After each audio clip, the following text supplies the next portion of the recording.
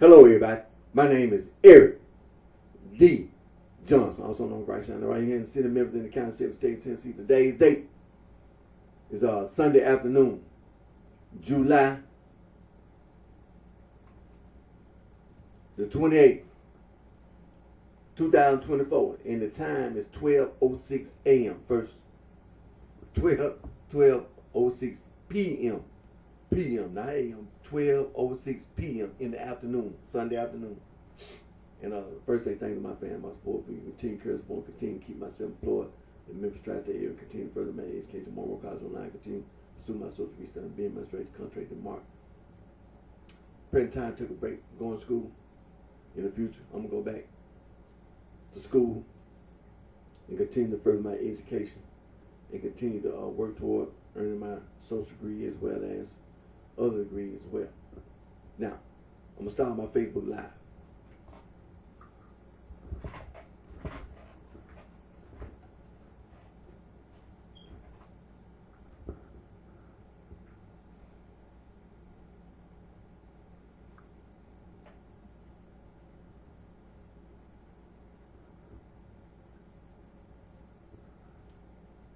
Hello, everybody. My name is Eric D.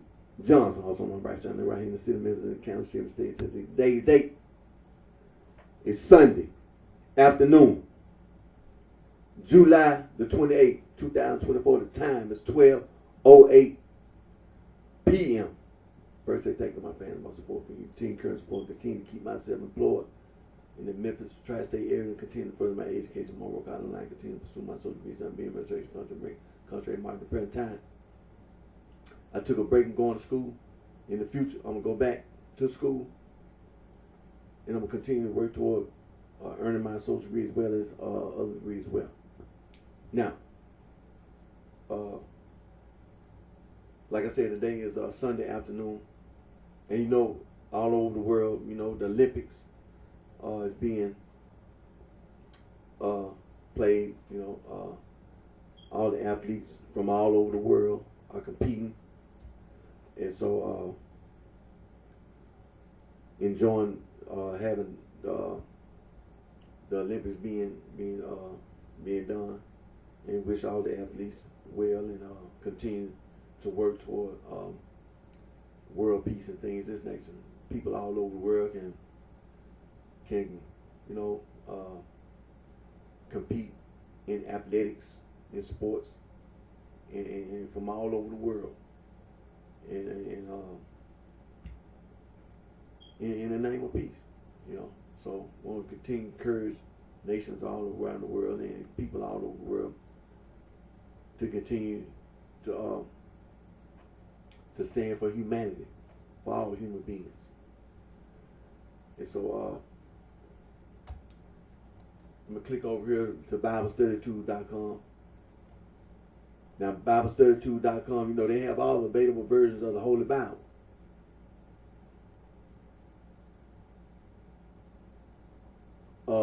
Best known translations like the Holman Christian Standard Bible, the King James version of the Holy Bible, the Message Bible, New American Standard Bible, New International Version, the New King James version of the Holy Bible, and the New Revised Standard Version of the Holy Bible. You got the Modern Bible, other translations, the Bible in Basic Common English Bible, the Complete Jewish Bible, the Hebrew Names Version, the Jubilee Bible 2000, New Century Version, New International Reader's Version, the Orthodox Jewish Bible, and the World English Bible, the Young's Literal Translation.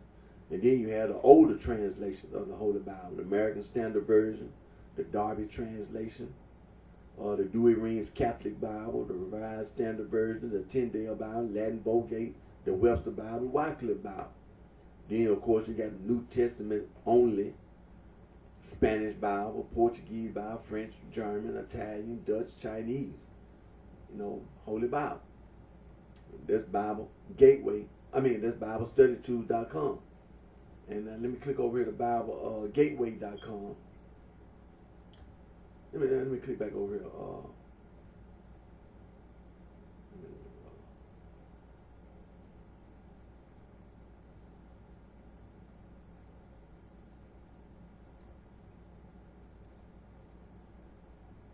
yeah, that's what I was looking at. I was looking at the Bible verse of the day.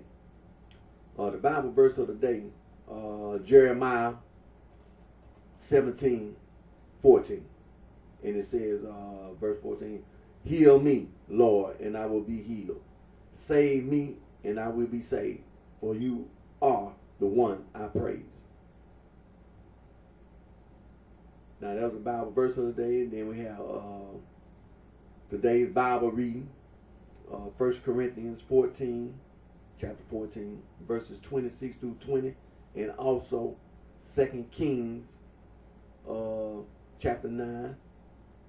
No, 2 Kings, the book of Kings, chapter 9. And also the book of Jonah, chapter 4.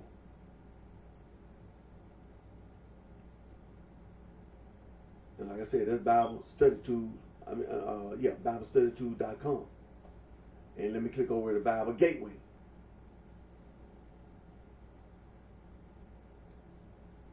Now they have all available versions of the Holy Bible. Language from A to Z, practically from A to Z. Like Amharic, the new Amharic Standard Version, and you go all the way down. They even the Arabic Bible and a Wadi Bible, easy to read version. You got Bulgarian Bibles, and like I say, even the Native Americans. You got a Cherokee New Testament Bible. You got Welsh Bible, Danish Bible, Czechoslovakian Bible, German, all the German Bible. And of course, English Bible. There's so many of them. English Bibles. Then you got Spanish, Persian Bible, Finnish, French, Greek, Gujarati Bible, Hebrew Bible, the Hindi Bible, Croatian, Haitian, Creole Bible, Hungarian Bibles, Hawaiian Bibles, Icelandic, Italian, Japanese, and so on and so forth. Korean, Latin, Luganda, the Maori Bible, Macedonian, Mam Bible, Low German, Nepali, Dutch, Norwegian, Chichewa, Oriya, West Oromo, West Central Oromo Bible, Punjabi Bible, Polish Bible, Papua Bible, Portuguese Bible, Romanian, Russian, Slavic, Somali Bible, Albanian Bible, Serbian and Swedish Bibles, Swahili, Tamil, Thai, Tagalog, Twi, Ukrainian Bibles, Urdu,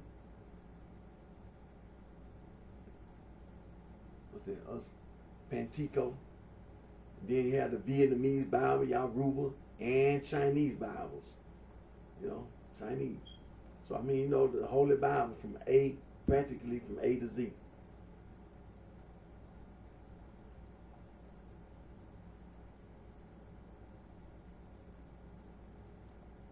Now, what's the verse of the day? Philippians. And of course, it's in the New International Version. Philippians chapter 3, verse 14. I press on toward the goal to win the prize for which God has called me heavenward in Christ Jesus. Sometimes I don't mention the verse of the day and things in the study and things in nature, but I thought I put it on my mind. I said, while you're on BibleStudyTools.com and BibleGateway.com, they do have a verse of the day. And so, like I said, it's always a verse of the day, and was it Bible reading, of course, and then Bible Gateway, the verse of the day.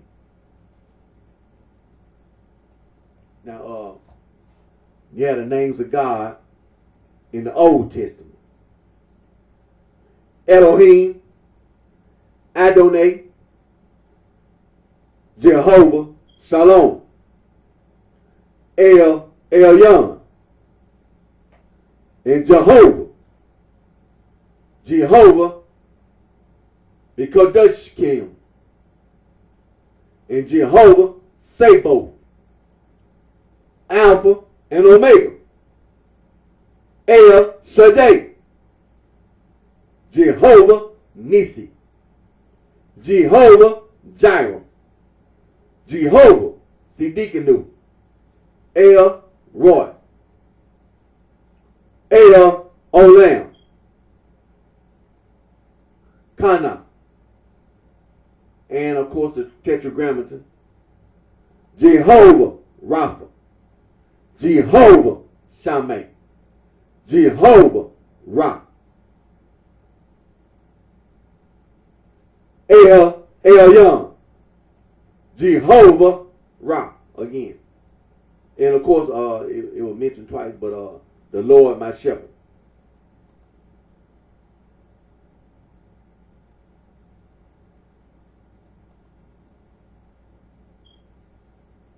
Abba.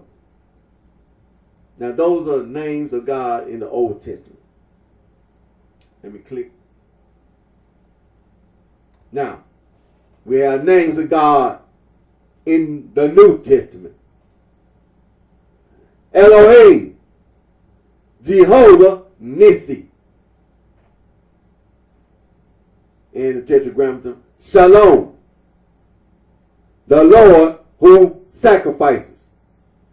Abba, Jehovah Siddiqenu, Emmanuel, El Olam, El Shaddai, Tetragrammaton, Alpha and Omega, Jehovah Roy, El Roy, Chief Shepherd, Adonai, and the Tetragrammaton. No, that was Jehovah, excuse me. Jehovah. And also, we're talking about Tetragrammaton. We're going to go there next.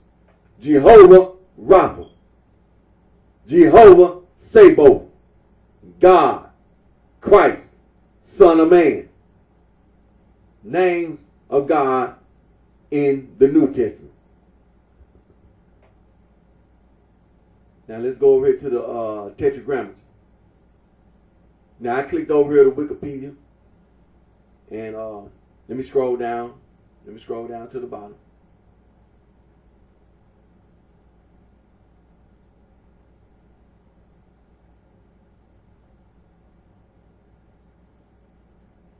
All right, scroll down to the bottom. References, 5.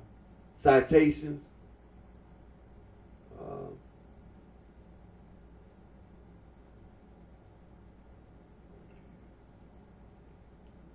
171 citations, as well as sources.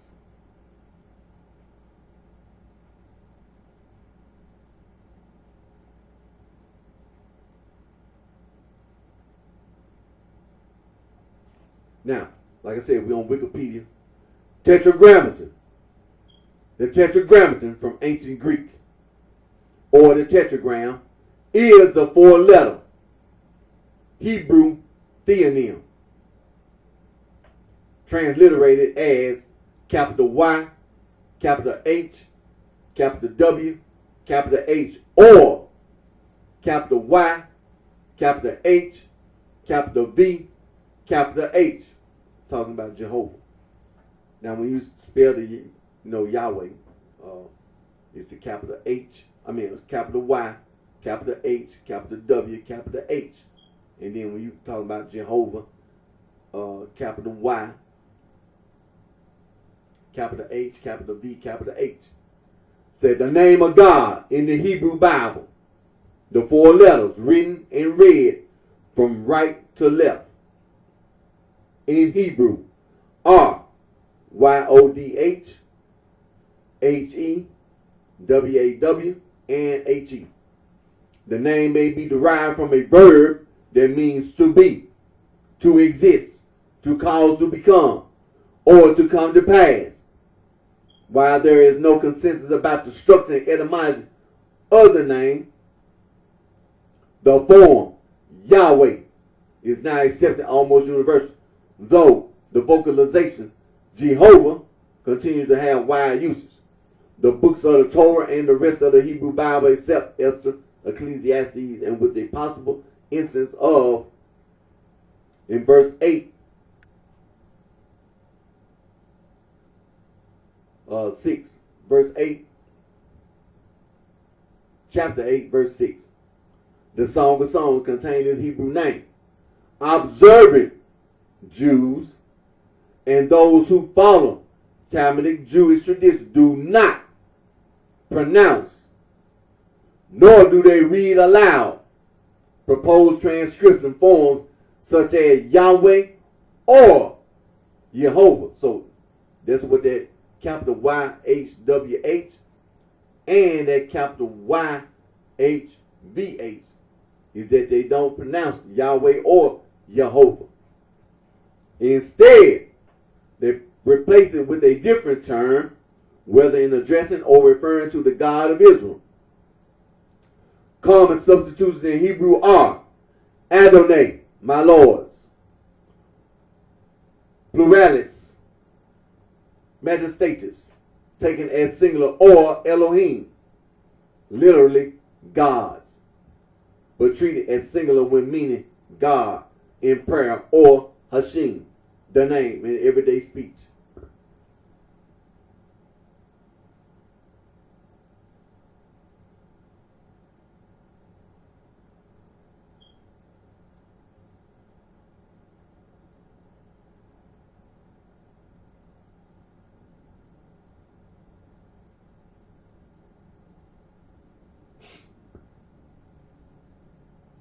Now, when you come about the vocalization,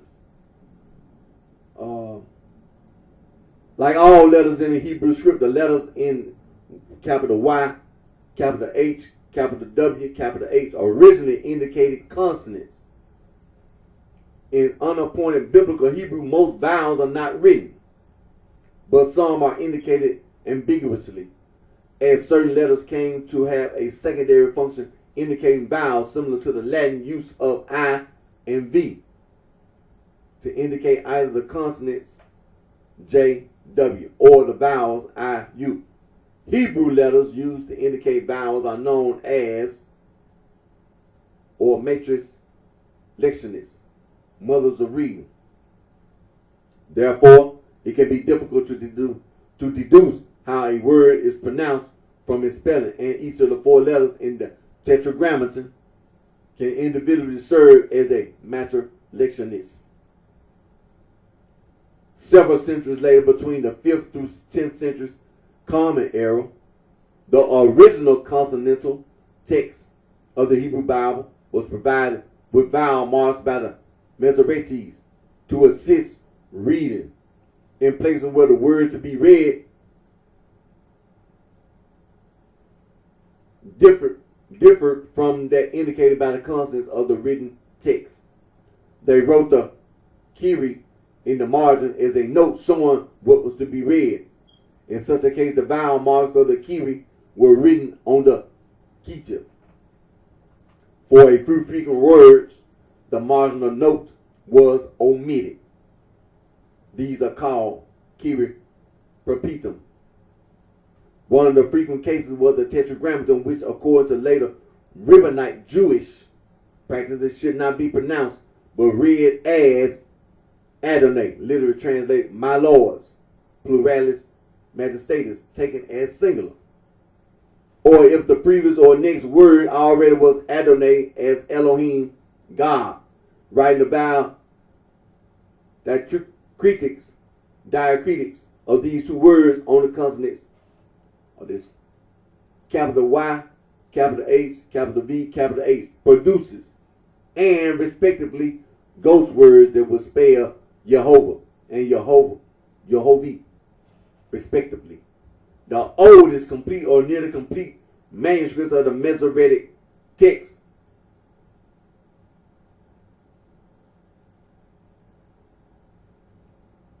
with Tiberian vocalizations such as the Aleppo Codex and the Leningrad Codex, both of the 10th or 11th century, mostly right, but no pointing on the first H. It could be because the diacritic point plays no useful role in distinguishing between Adonai and Elohim, and so is redundant or it could point to the Kiri being, which is Aramaic for the name.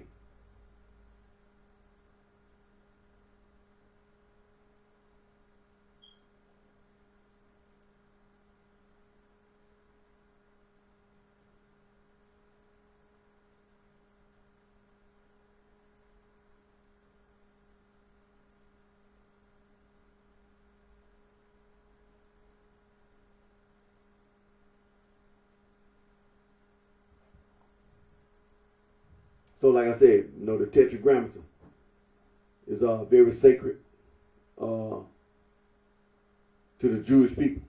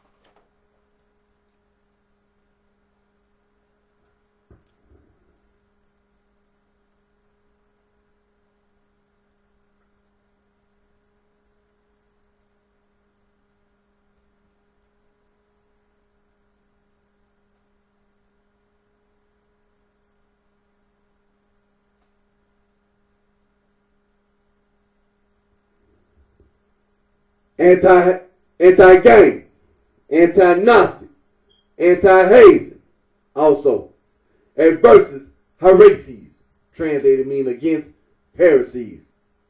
Saint Irenaeus, the Bishop of Lyons, together with Saint Ignatius, the Bishop of Antioch, they wrote a 5-volume book refuting Gnosticism, proving that Gnosticism was a heresy.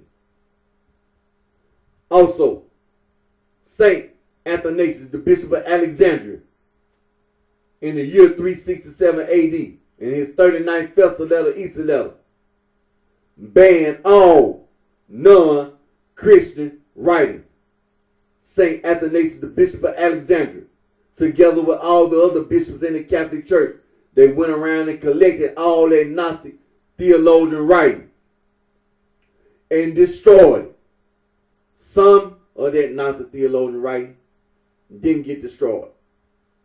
That's what that Nagamon library is. Some leftover Gnostic theologian writing, as well as them other codexes, the Askew Codex, some leftover Gnostic writing that didn't get destroyed, the Bruce Codex, and the Berlin Codex. All that Gnostic theologian writing that didn't get destroyed got found, and it didn't get destroyed by St. Athanasius, the Bishop of Alexandria, and the other bishops in the Catholic Church. As you know, the Nagamon Library was discovered in 1946. The little farm boy was outside playing, and he found the Nagamon Library. And his father was a farmer. Now, as you know, when they talk about the discovery of the Nagamon Library, some of the scholars around the world, if he calls them university scholars, they inquired about it. One of them, a Frenchman named Mr. Doris, he inquired about the Nagamon Library and its discovery. He did not have it in his possession. And later on, some more scholars had asked about it and inquired about the Nagamon Library. And of course, the Egyptian government was going through a lot of transitions. There was a lot of wars being fought in Egypt at that time. And so it took a lot of years for the Nagamon Library to actually be in the possession of the hands. First, the Egyptian Antiquities Department. They finally got their hands on the Nagamon Library. Then some more scholars tried to get their hands on it. One particular scholar, Mr. John, he was able to, that's what they call the John Codex. And then eventually this man actually died trying to get possession of the whole Nag Hammadi library.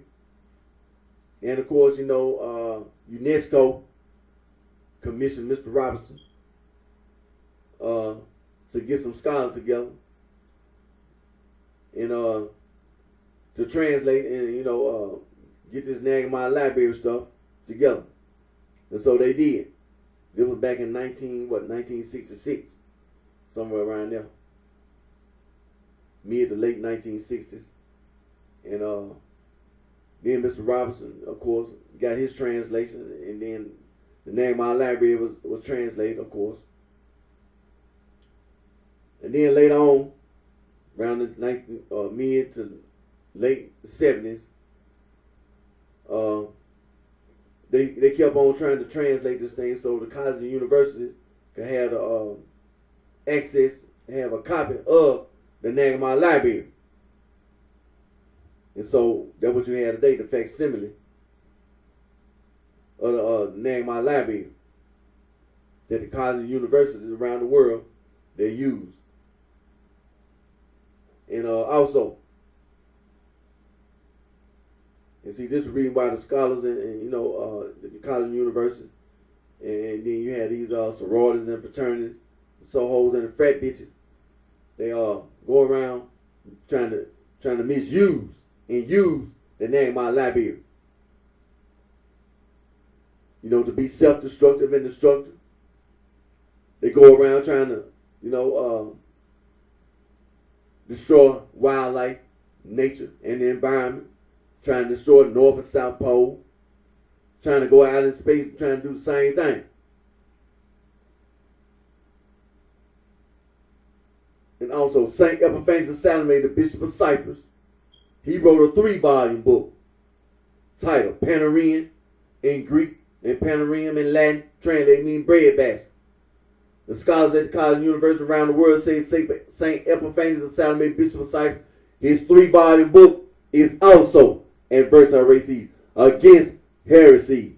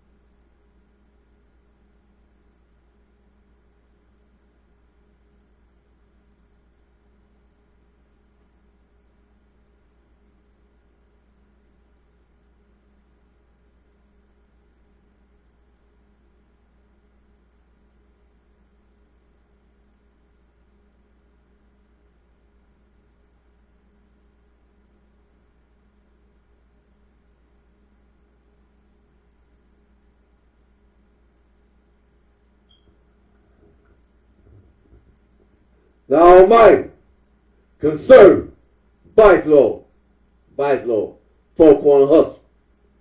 The Almighty, Black, Brimstone. The Almighty, Mickey, Coldstone, Cracker. The Almighty, Black, Disciple, Poppy. The Almighty, Bluefin, Black Disciple, the Black Disciple. Lord, Stone, Disciple. Gangster, Disciple Killer, GDK. Glaze, Donut Killer, GDK. 7-11, G Killer. Goofy.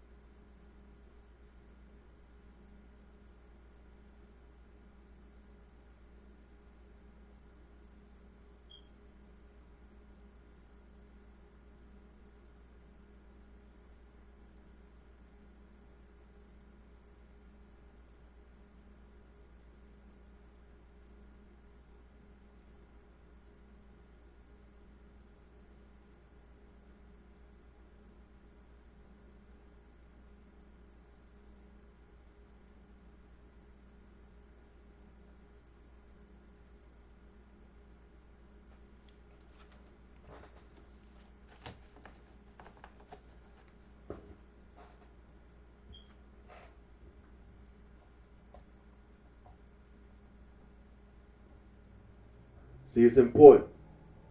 See, each week I try to make my video and just continue to go. Just keep going. And non-stop. Just keep going. And so, just like Lord Stone Disciple. And continue talking about, like, for example, BibleStudyTools.com, BibleGateway.com, the Holy Bible. Just like the Nagamine Library Discovery. And has in the museum, and also those other codex, Gnostic codexes that were discovered, the Askew Codex, the Bruce Codex, the Berlin Codex, all this Gnostics text that gets discovered, and also the Dead Sea Scrolls. Discovered. It took 10 years to discover the whole Dead Sea Scroll. From 1946 to 1956 over in Israel, and all the, at the time, there was a lot of Israel, the nation of Israel had already been founded, had been established, recognized by the United Nations and all that.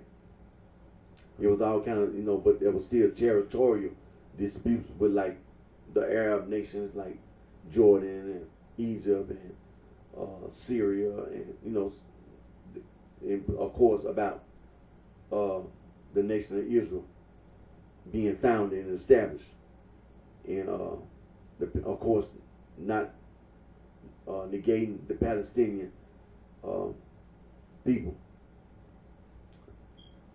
The Dead Sea Scroll had been discovered, like I said, between 1946 and 1956. It took 10 years for the whole Dead Sea Scroll to be discovered.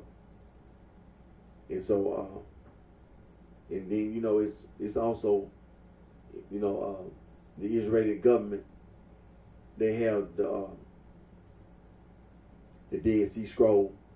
And so, the Dead Sea Scroll is being investigated, being researched, being studied, The Nagamine Library, as well as all this other Gnostic texts, like, for example, the Bruce Codex,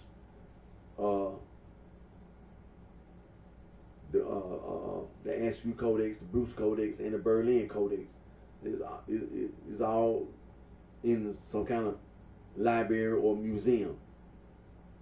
It's being investigated, being researched, being studied. The Nagamine Library is in the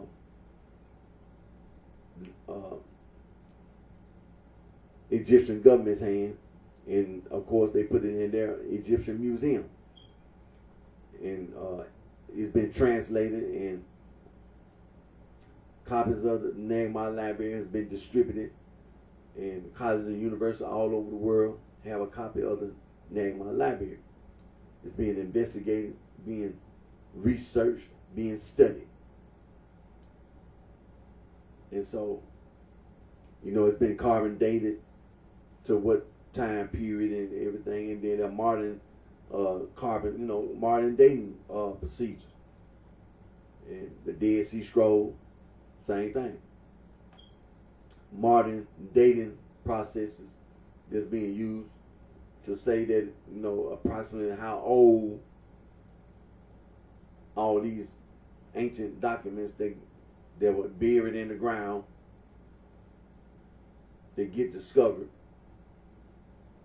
and they try to pinpoint about how old this information is. And so the Dead Sea Scroll is very old. It's not Common Era, it's before Common Era. It's BCE.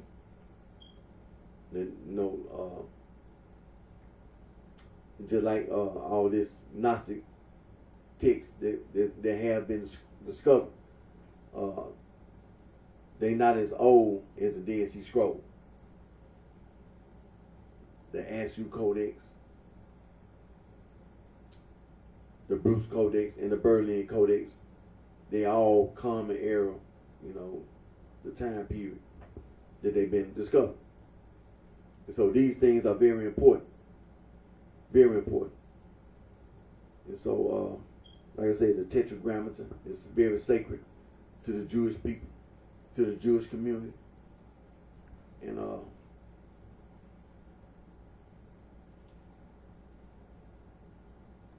it's very important, to talk about Judaism and Catholic, the Catholic Church, and all the Catholic churches. You have Roman Catholic Church. Then you have all your Orthodox Catholic churches. And then you have all your Oriental Orthodox Catholic churches. And so all Catholic churches. And then you have all these Protestant churches and all these non-denominational churches. Denominational and non-denominational churches. They profess to be Christian, And so it's a lot of criminal things that have been done, like has been pointed out about the discovery of the Nehemiah Library. They never did have it in their hands. And so it's been a lot of criminals who've been basically going around victimizing men, women, and children with this Gnosticism.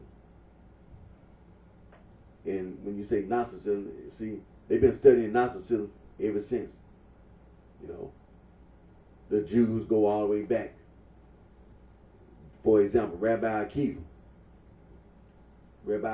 made it clear he did not want Judaism to be influenced by that Grecian philosophy. He did not want Judaism to be influenced by Gnosticism or by these intellectuals. By this world, people from all around the world, all this intellectualism. Did not want Judaism to be influenced in that way, in any shape, form, or fashion. And so there's a very important thing to point out. And as well as, the Catholic Church, when it comes to heresiology, St. Irenaeus, the Bishop of Lyons, together with St. Ignatius, the Bishop of Antioch, the 5-volume book titled Adversus Heresies Against Heresies, and also Hippolytus, he wrote a book against all heresies. You know what I'm saying?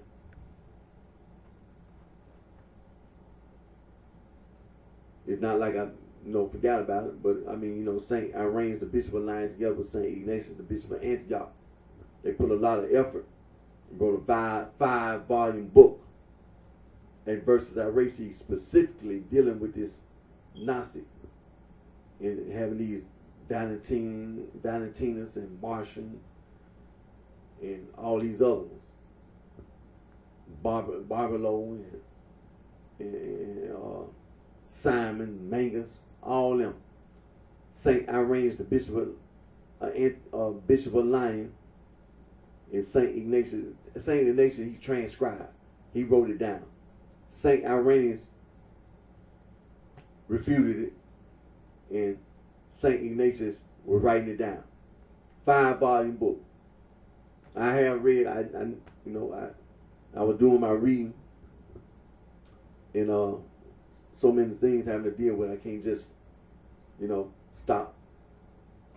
It'll have to be an everyday thing. I have to do this one day and do this one day and then do this. I had to wait till the weekend, make my video, and I just have to do what I can in that time period, And so, but I left my video, so it's gonna always be there.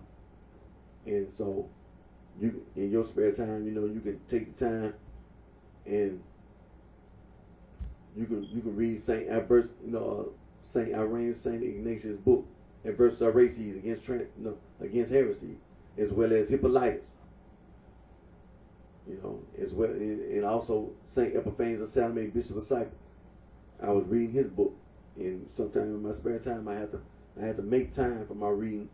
Because first of all, I got to work, and then even when you come home from work, still got things to do here in the house. So, and then there's so many things I want to read.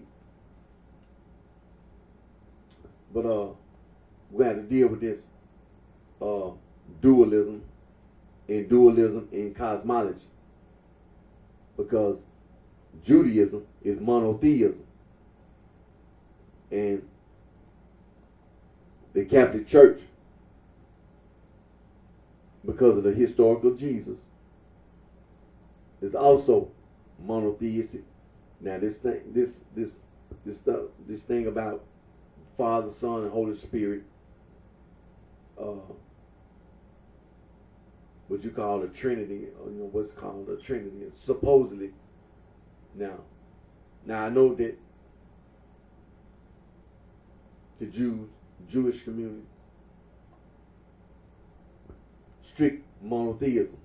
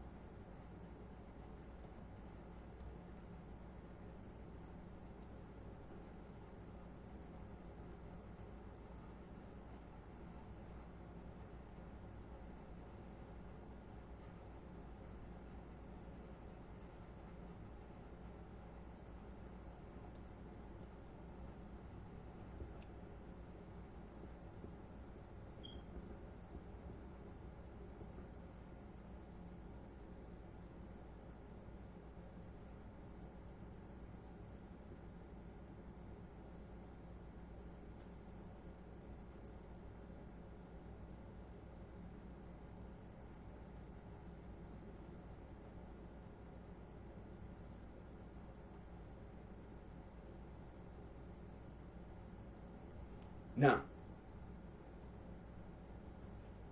when it comes to Judaism, Jewish faith, principle of faith,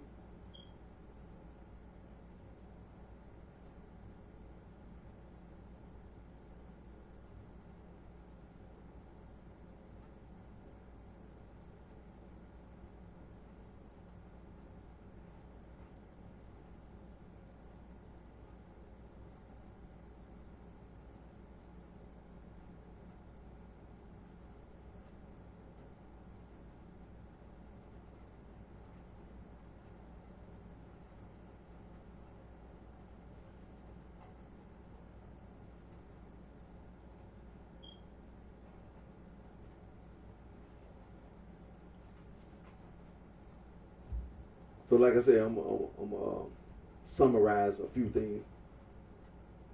Jewish principles of faith. I'm going to just start with this first.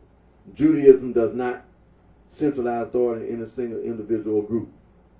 The formulation of principles of faith that are universally recognized by all branches of Judaism remains undefined.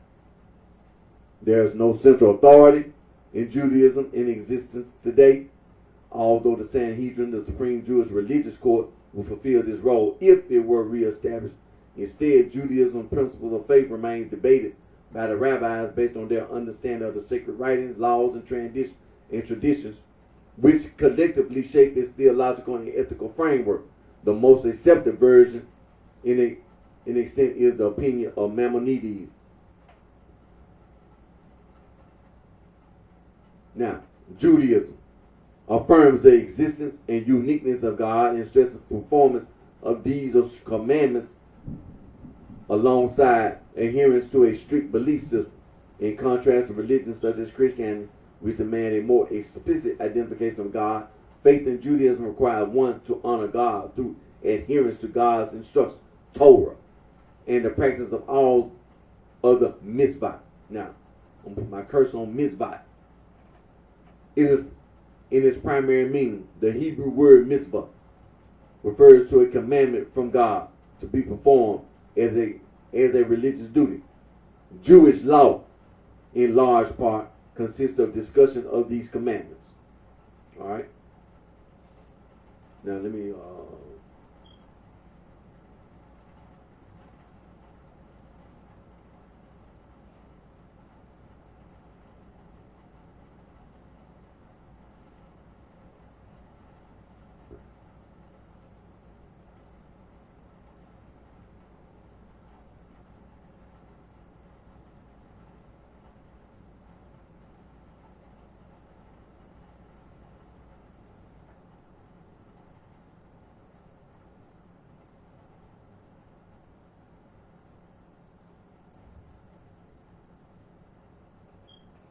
Now let me read this. Orthodox Judaism stresses a number of core principles in its educational program. Most importantly, a belief that there is one single, omniscient, transcendent, non-compound God who created the universe and continues to be concerned with its governance. Traditional Judaism maintains that God established a covenant with the Jewish people at Mount Sinai and revealed his laws and 613 commandments to them in the form of the written and oral Torah. In Rabbinic Judaism, the Torah consists of both the written Torah, Pentateuch, and the tradition of oral law. Much of it later codified in sacred writing. Then you have to see Mishnah and Talmud. And while I'm reading, let me now I had clicked over to Wikipedia, so let me scroll down right quick.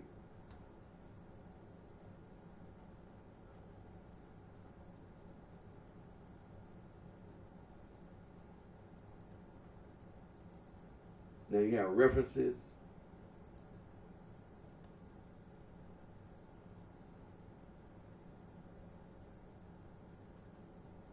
Then you got further reading.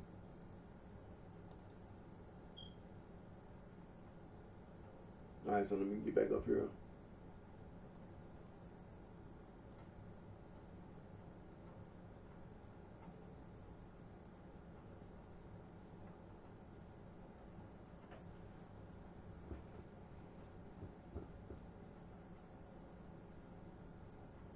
All right.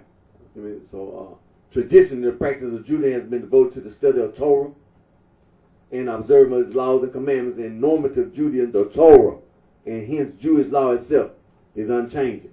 But interpretation of law is more open. It is considered a mitzvah, commandment, to study and understand the law. All right. So when it comes to the conception of God, monotheism, Judaism is based on a strict monotheism and a belief in one single, indivisible, non-compound God. The Shema Yisrael, one of the most important Jewish prayers, encapsulates the monotheistic nature of Judaism. Hear, O Israel, the Lord is our God. The Lord is one. Judaism emphatically rejects any concept of plurality with respect to God, explicitly rejecting polytheism dualism, and Trinitarianism, which are incompatible with monotheism as Judaism understands it. The unity of God is stated many times in Jewish tradition. It is the second of Maimonides' 13 principles of faith. Maimonides wrote that this God is one, not two or more than two, but one, whose unity is different from all other unity that there are. He is not one as a genus, which contains many species, is one. Nor is he one as a body containing parts and dimensions is one. But his is a unity, that which there is no other anywhere. In Jewish tradition, dualistic and Trinitarian conceptions of God are generally referred to as satuf, partnership, meaning an incorrect but not an idolatrous view. God is the creator of the universe. Most Jews believe that God is creator of the universe. Different sets of Jews view this in different ways. For example, some ultra-Orthodox groups reject the concept of evolution and believe the earth to be only a few thousand years old. Other groups of Orthodox and non-Orthodox Jews do not believe in a literal interpretation of the Genesis creation narrative. And according to that view, Judaism is not in contradiction to the scientific model that states that the age of the universe is around 13.77 billion years old. Norbert M. Samuelson writes, the question of dating the universe has never been a problem of Jewish philosophy, ultimately because that philosophy has never taken the literal meaning of the Bible to be its revealed true meaning. While the general Jewish attitude has been that God created the world, ex nihilo, Rabbi Mark D. Angel writes that historically there has been a general reluctance in Jewish tradition to speculate on the metaphysical aspects of creation. The important statement for Judaism that God did in fact create the world. An evolutionary process did not simply happen by itself, but was set into motion by God. When the Bible speaks of God creating the world in 6 days, it may be speaking figuratively. The word yon, day, in the creation story can hardly be proved to be referred to a day of 24 hours. After all, the sun itself was not created until the 4th day. So it is impossible to argue that the first 3 days were days as we know them. A more appropriate way to understand the creation story is that God created the universe in 6 days, and each of these days may have taken millions of years, or 24 hours, or instants. In short, Judaism insists that God created the world, that he created it in stages, and that he continues to maintain the universe which he created. The specific details of the creation process are not central to Jewish thought. Moses, Maimonides, 12th century, wrote that by virtue of the existence of the Creator, everything exists, and that time itself is part of creation.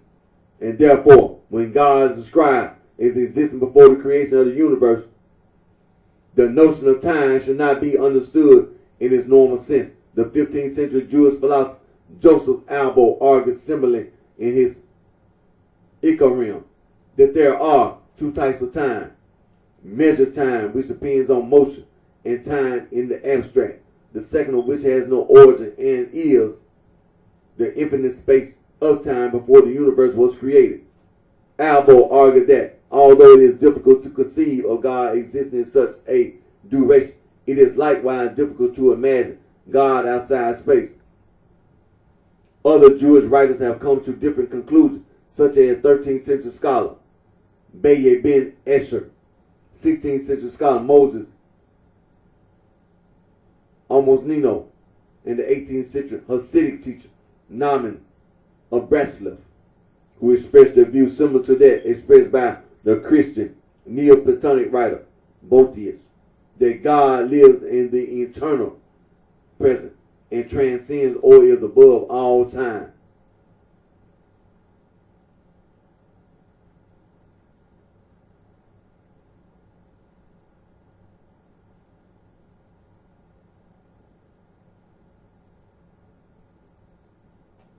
Now, the nature of God, the Jewish view, is that God is eternal, with neither beginning nor end, a principle stated in a number of biblical passages.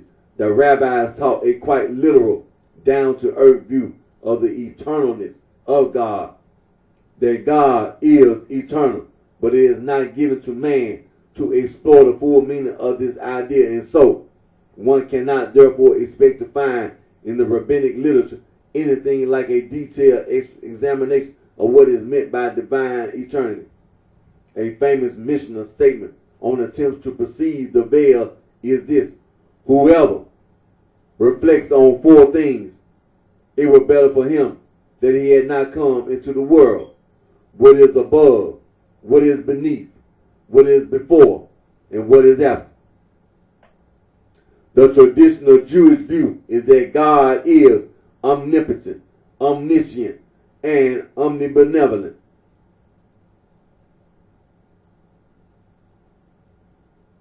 Now,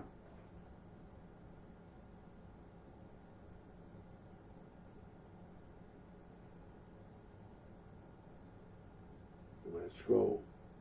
All right, let me scroll down. Soul devotion to the Creator. Within Judaism, the essence of worship is deeply rooted in the belief of monotheism, emphasizing the exclusive devotion to the Creator. This principle dictates that worship and reverence should be directed solely towards God, as articulated by Maimonides' fifth principle of faith. According to this belief, no entity aside from the Creator is deemed worthy of worship.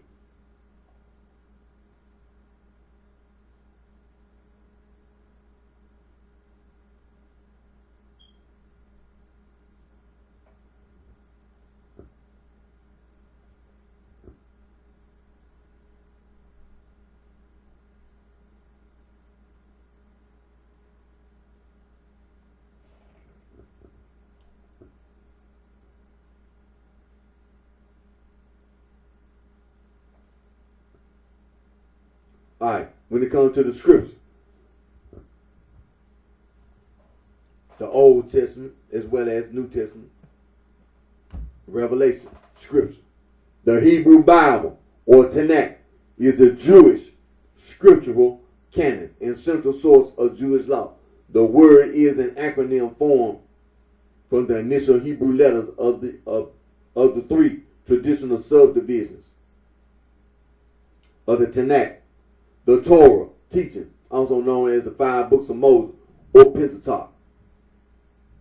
The Nevi'im, prophets, and the Ketuvim, writings. The Tanakh contains 24 books in all. Its authoritative version is the Masoretic text. Traditionally, the text of the Tanakh was said to have been finalized at the Council of Jamnia in 70 CE. That's Common Era. Although this is uncertain, in Judaism the term Torah referred not only to the 5 books of Moses, but also to all of the Jewish scriptures, the whole of Tanakh, and the ethical and moral instruction of the rabbis, the oral Torah.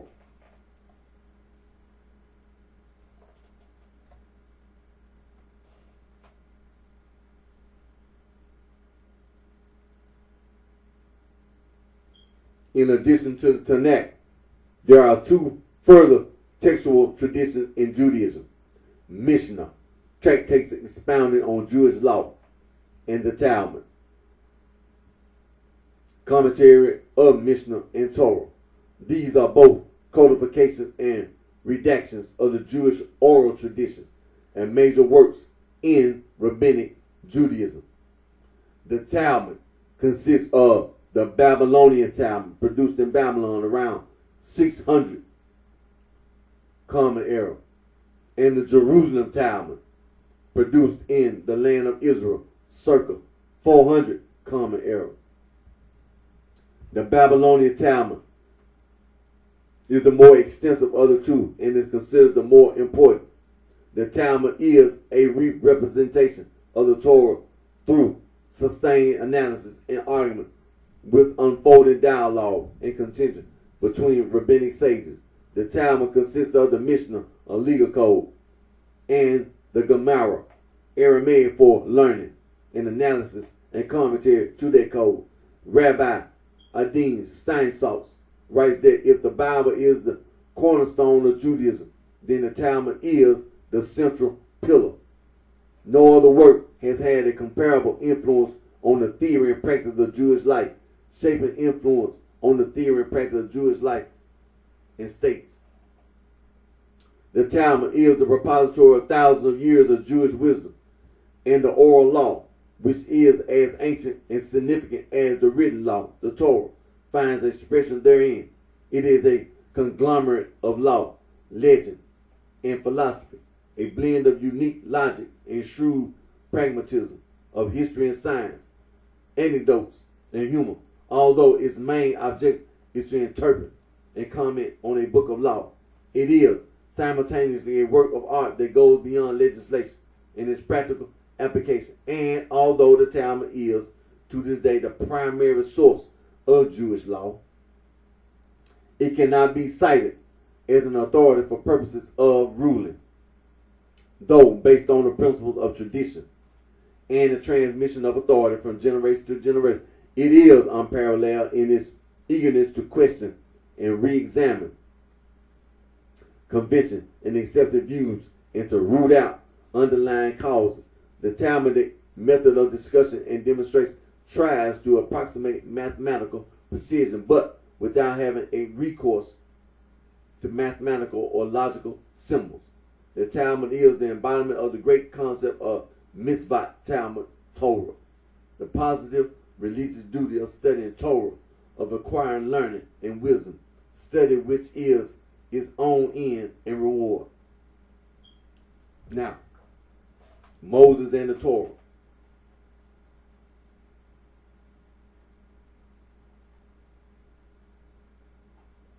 Orthodox and conservative Jews hold that the prophecy of Moses is held to be true. He is held to be the chief of all prophets, even those who came before and after him. Okay. Now, let me scroll. Okay. For Reformed Jews, the prophecy of Moses was not the highest degree of prophecy. Rather, it was the first in a long chain of progressive revelation in which mankind gradually began to understand the will of God better and better. As such, they maintain that the laws of Moses are no longer binding, and it is today's generation that must assess what God wants of them. This principle is also rejected by most Reconstructionist Jews, but for a different reason. Most posit that God is not a being with a will. Thus, they maintain that no will can be revealed. And so, the origin of the Torah. The Torah is composed of 5 books called in English Genesis, Exodus, Leviticus, Numbers, and Deuteronomy. They chronicle the history of the Hebrews and also contain the commandments that Jews are to follow. Rabbinic Judaism holds that the Torah extant today is the same one that was given to Moses by God on Mount Sinai. Maimonides explained, we do not know exactly how the Torah was transmitted to Moses, but when it was transmitted, Moses merely wrote it down like a secretary taking dictation. Thus, every verse in the Torah is equally holy, as they all originate from God and are all part of God's Torah, which is perfect, holy, and true. Now, Haredi Jews generally believe that the Torah today is no different from what was received from God to Moses, with only the most minor of scribal errors. Many other Orthodox Jews suggest that over the millennia, some scribal errors have crept into the Torah's text. They note that the Masoretes, 7th to 10th century, compared all known Torah variations in order to create a definitive text.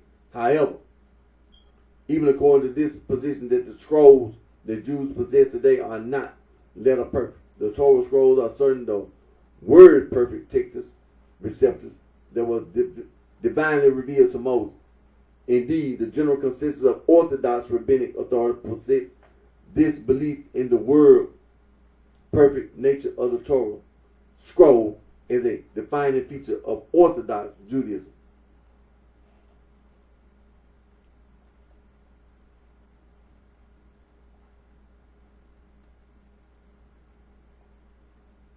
prophecy. Jews believe that the Almighty Creator at times chooses to prophesy. Many such occurrences are described in the Nevi'im, the books of the prophets. However, since the destruction of the first temple, prophecy has ceased. Now, the oral Torah. Orthodox Jews view the written and oral Torah as the same as Moses taught for all practical purposes. Conservative Jews tend to believe that much of the oral law is divinely inspired, while Reform and Reconstructionist Jews tend to view all of the oral law as an entirely human creation.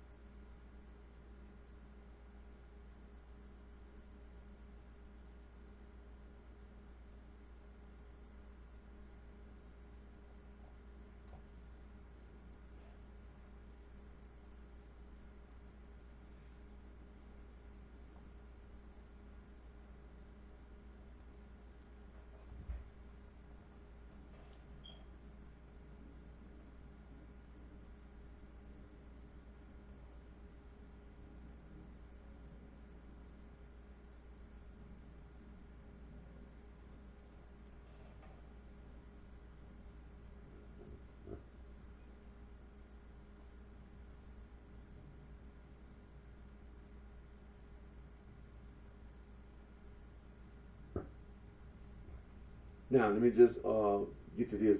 People are born with both a tendency to do good and to do evil. Jewish tradition mostly emphasizes free will, and most Jewish thinkers reject determinism. And that is the philosophical view that all events in the universe, including human decisions and actions, are causally inevitable.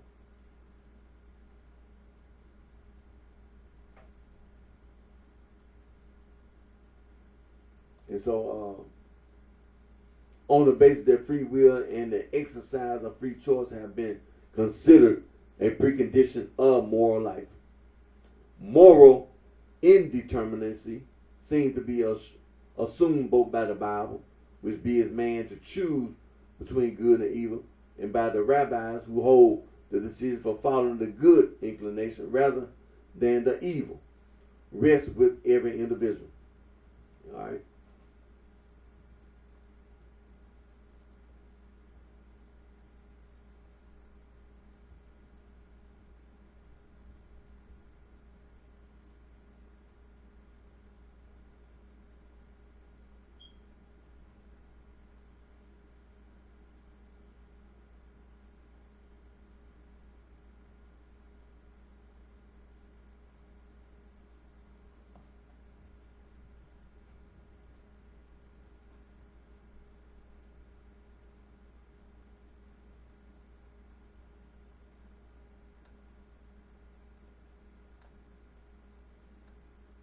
And so,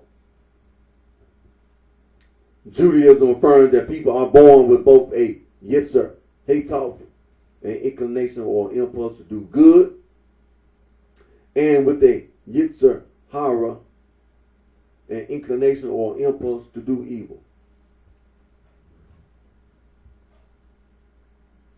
All right.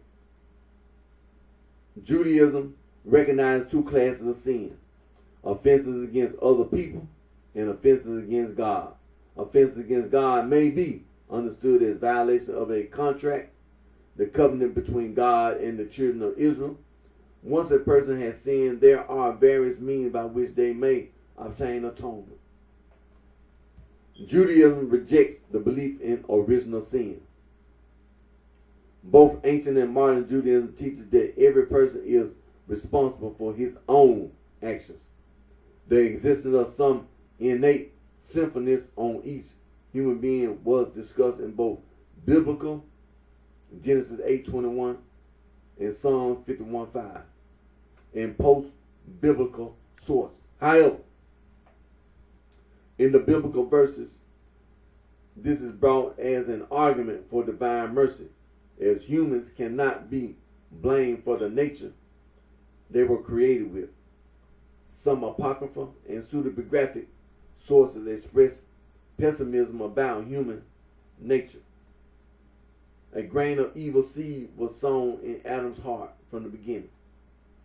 In the Talmud, Avodah Zarah has an unusual passage which Elwa Kessler described as the serpent seduced Eve in paradise and impregnated her with spiritual, physical dirt, which was inherited through the generations.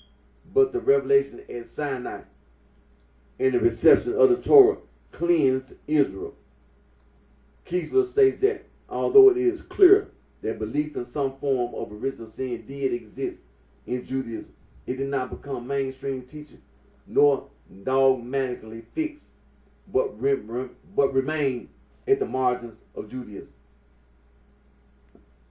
And then, of course, you got reward and punishment. Israel chosen for purpose, saying that God chose the Jewish people to be in a unique covenant with God. The description of this covenant is the Torah itself. God further declared in the Torah through prophecy to Moses that his firstborn is the Israelites. However, closeness and being chosen does not imply exclusivity, as anyone can join and convert.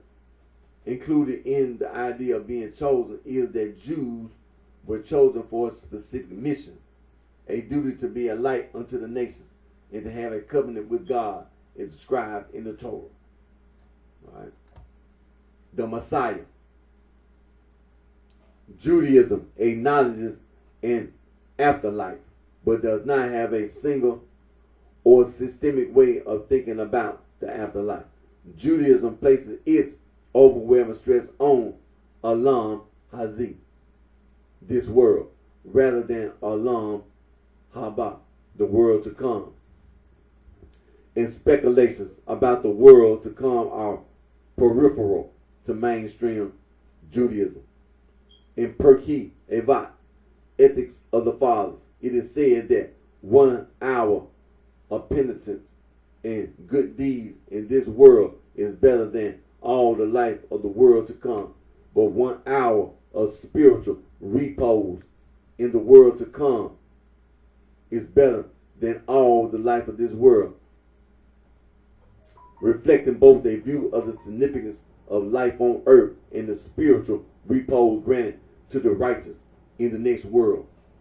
Jews reject the idea that Jesus of Nazareth was the Messiah and agree that the Messiah has not yet come.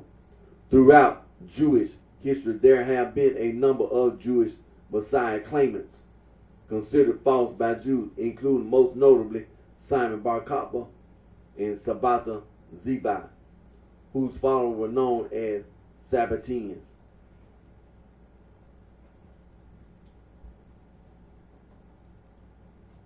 Orthodox Jews believe that a future Jewish Messiah, anointed one, will be a king who will rule the Jewish people independently and according to Jewish law.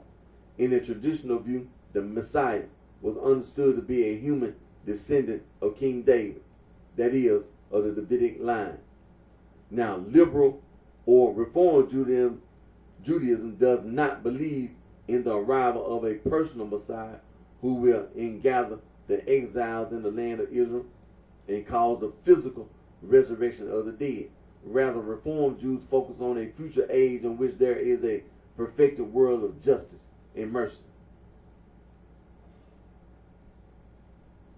And so,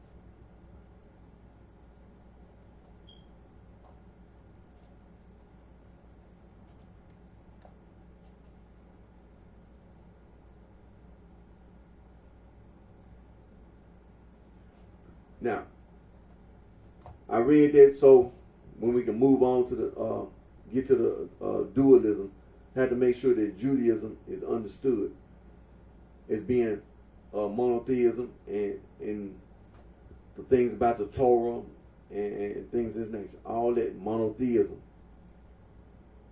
And again, let me read this again. Judaism is based on a strict monotheism and a belief in one single, indivisible, non-compound God.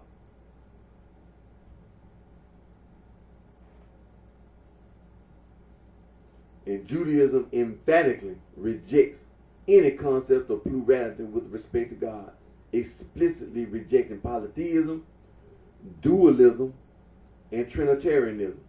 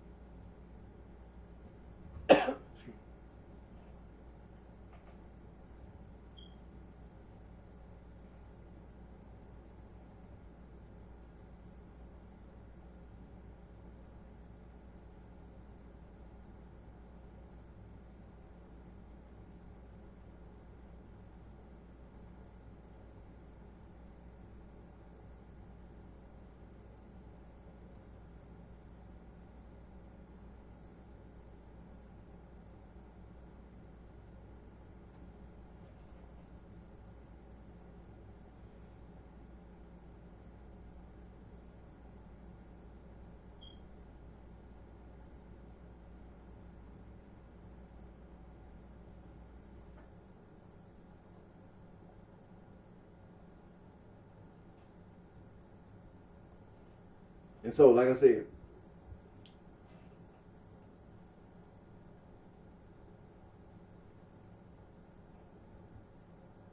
these are things that's important. We're going around talking about this Gnostic foolishness. And so, that's, had to have that foundation, that monotheistic foundation. Now,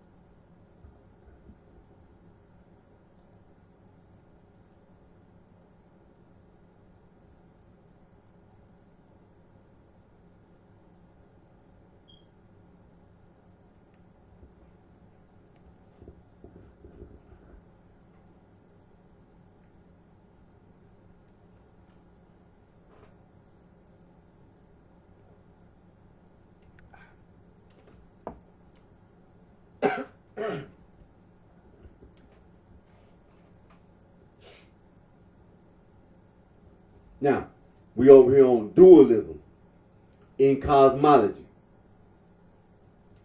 Dualism in cosmology, or dualistic cosmology, is the moral or spiritual belief that two fundamental concepts exist which often oppose each other. It is an umbrella term that covers a diversity of views from various religions, including both traditional religions and scriptural religion. So I'm over here on Wikipedia. Let me scroll down.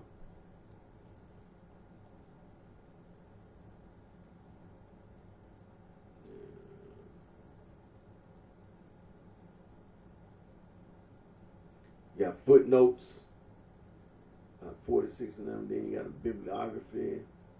All right. So let me get back up here.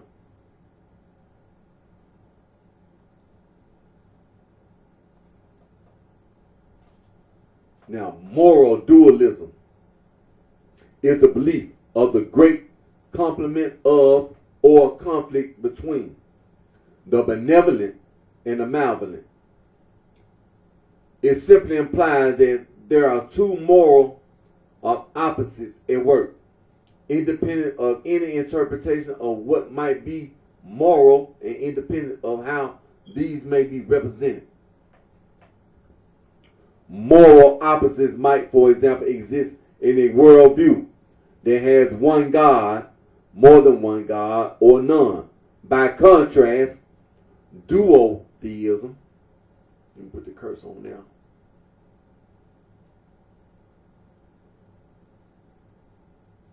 Because it's dualism and cosmology or dualistic cosmology is the moral or spiritual belief that two fundamental concepts exist which often oppose each other. Alright, so that's duotheism. Bitheism. Dualism and cosmology is the moral or spiritual belief that two fundamental concepts exist which often oppose each other.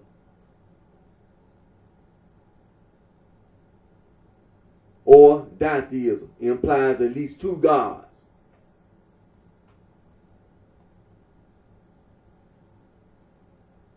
While bitheism implies harmony, ditheism implies rivalry and opposition, such as between good and evil, or light and dark, or summer and winter. For example, a ditheistic system could be one in which one God is a creator and the other a destroyer.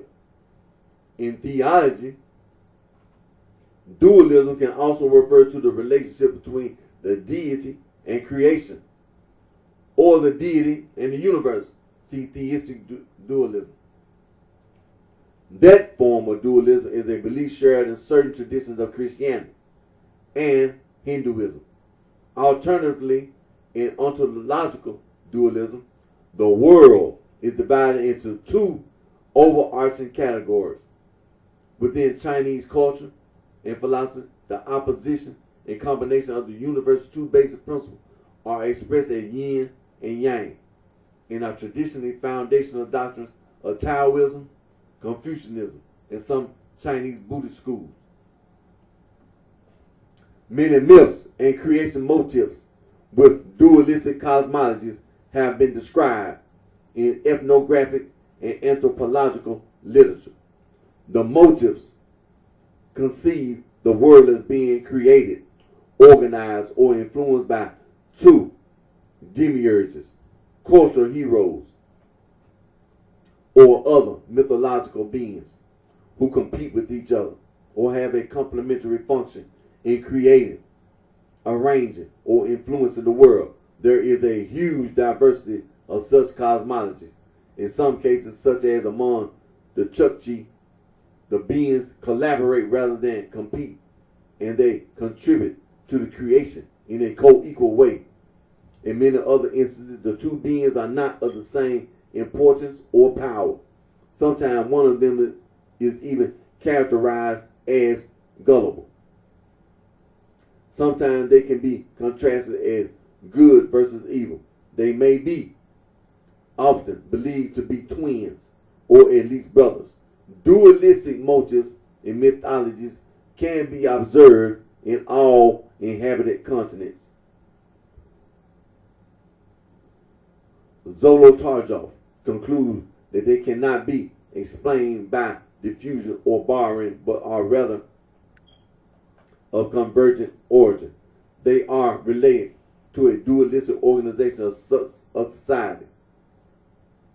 In some cultures, the social organization may have ceased to exist, but mythology preserves the memory in more and more disguised ways. Now, moral dualism.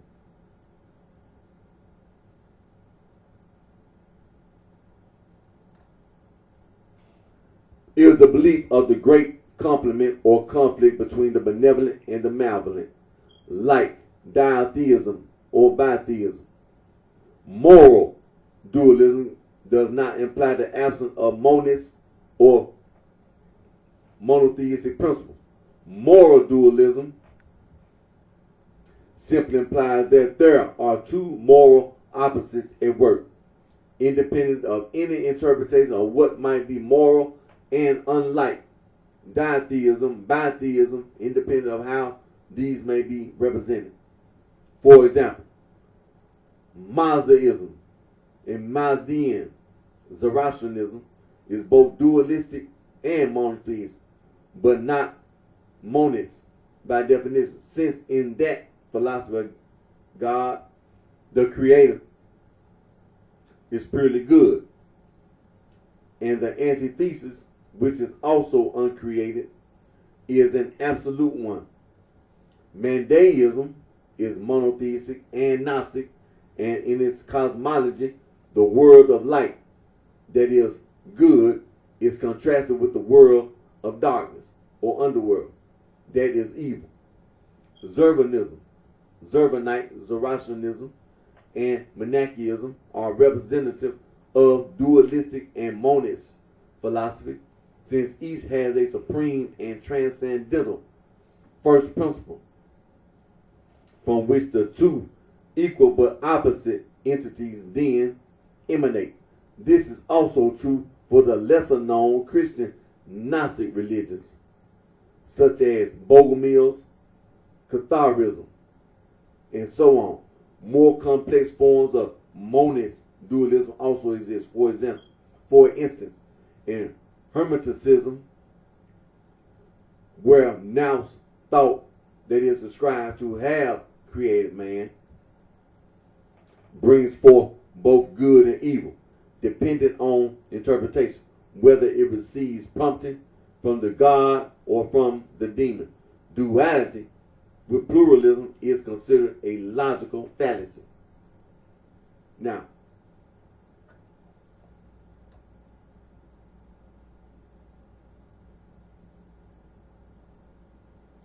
they talking about this. Okay, let's read this history. Moral dualism began as a theological belief. Dualism was first seen implicitly in Egyptian religious beliefs by the contrast of the gods Set, disorder, death, and Osiris, order, life. The first explicit conception of dualism came from the ancient Persian religion of Zoroastrianism around the mid-5th century BC. Zoroastrianism is a monotheistic religion that believes that Ahura Mazda is the eternal creator of all good things. Any violation of Ahura Mazda's order arises from Druj, which is everything uncreated. From this comes a significant choice for humans to make.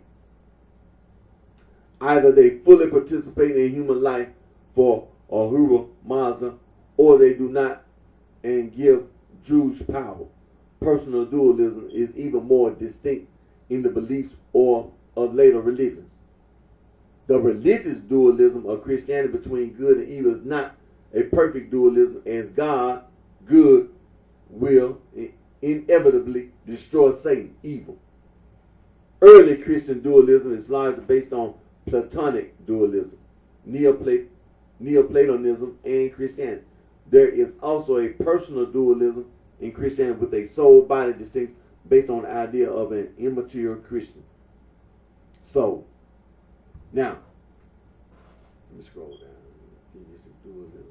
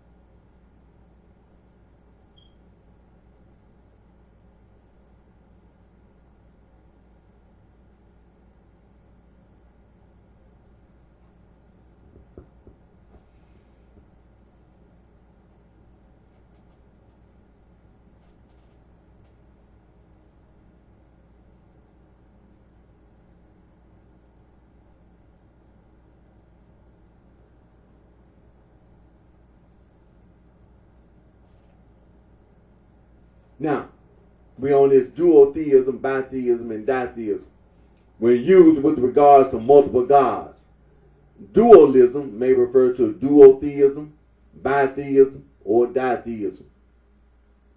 Although ditheism and bitheism imply moral dualism, they are not equivalent.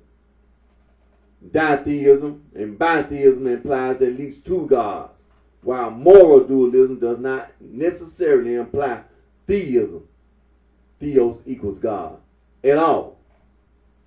Both bitheism and ditheism imply belief in two equally powerful gods with complementary or autonomous properties.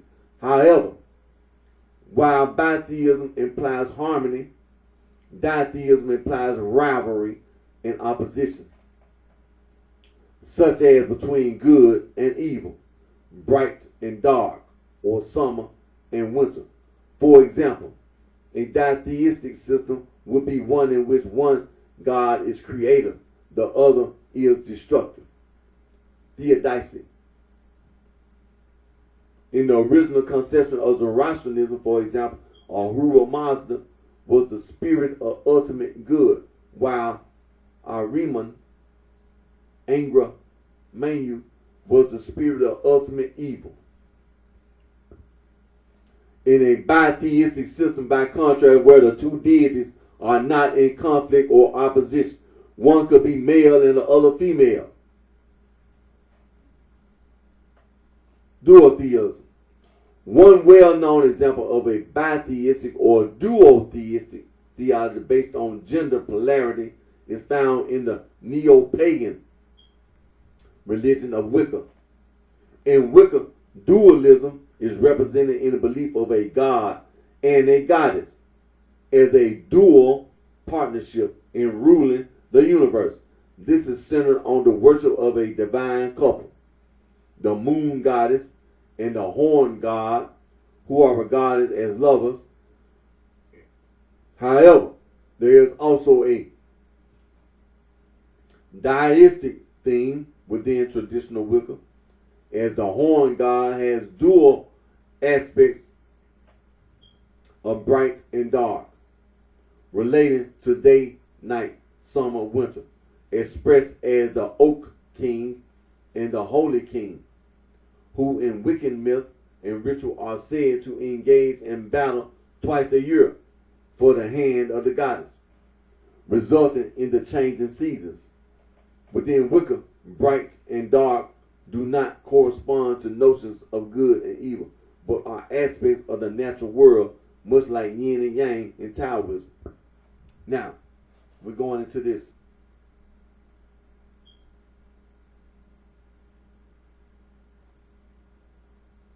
Radical and mitigated dualism. Radical and mitigated dualism, or radical dualism, or absolute dualism, which posits two co-equal divine forces. Manichaeism conceives of two previously coexisting realms of light and darkness, which become embroiled in conflict owing to the chaotic actions of the latter. Subsequently, certain elements of the light became entrapped within darkness. The purpose of material creation is to enact the slow process of extraction of these individual elements, at the end of which the kingdom of light will prevail over darkness. Manichaeism likely inherits this dualistic mythology from Zoroastrianism, in which the eternal spirit of Ahura Mazda is opposed by his antithesis, Angra Mainyu. The two are engaged in a cosmic struggle, the conclusion of which will likewise see Ahura Mazda triumphant. The hymn of the pearl included the belief that the material world corresponds to some sort of malevolent intoxication brought about by the powers of darkness to keep elements of the light trapped inside it in a state of drunken distraction. Now, mitigated dualism is where one of the two principles is in some way inferior to the other, Such classical Gnostic movements as the Sethians conceived of the material world as being created by a lesser divinity than the true God that was the object of their devotion. The spiritual world is conceived of as being radically different from the material world, coextensive with the true God and the true home of certain enlightened members of humanity. Thus, these systems were expressive of a feeling of acute alienation within the world, and their resulting aim was to allow the soul to escape the constraints presented by the physical realm. And so, however, bitheistic and ditheistic principles are not always so easily contrastable. For instance, in a system where one God is the representative of summer and drought and the other of winter and rain, fertility, the mythology of Persephone, Martianism, and early Christian sect held that the Old and New Testament were the work of two opposing gods. Both were first principles, but of different religions.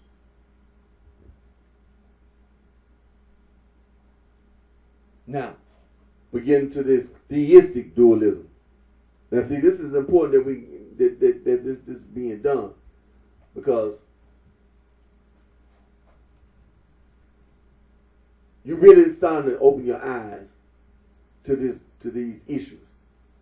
Now, theistic dualism. In theology, dualism can refer to the relationship between God and creation, or God and the universe.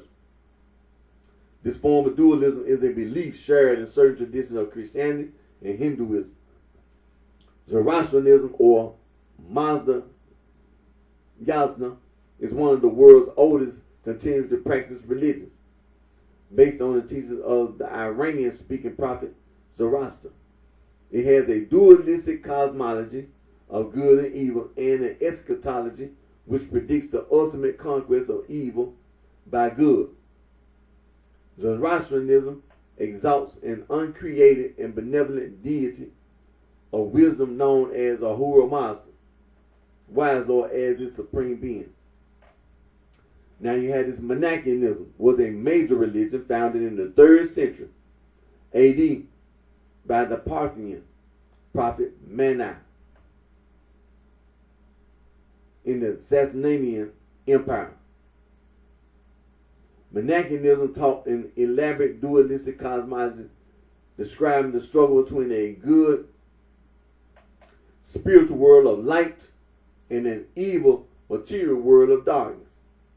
Through an ongoing process that takes place in human history, light is gradually removed from the world of matter and returned to the world of light.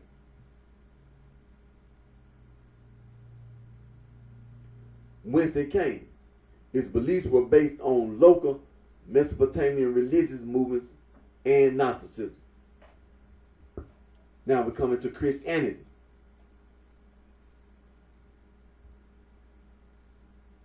The dualism between God and creation has existed as a central belief in multiple historical sects and traditions of Christianity, including Martianism, Catharism, and Paulicianism, and other forms of Gnostic Christianity.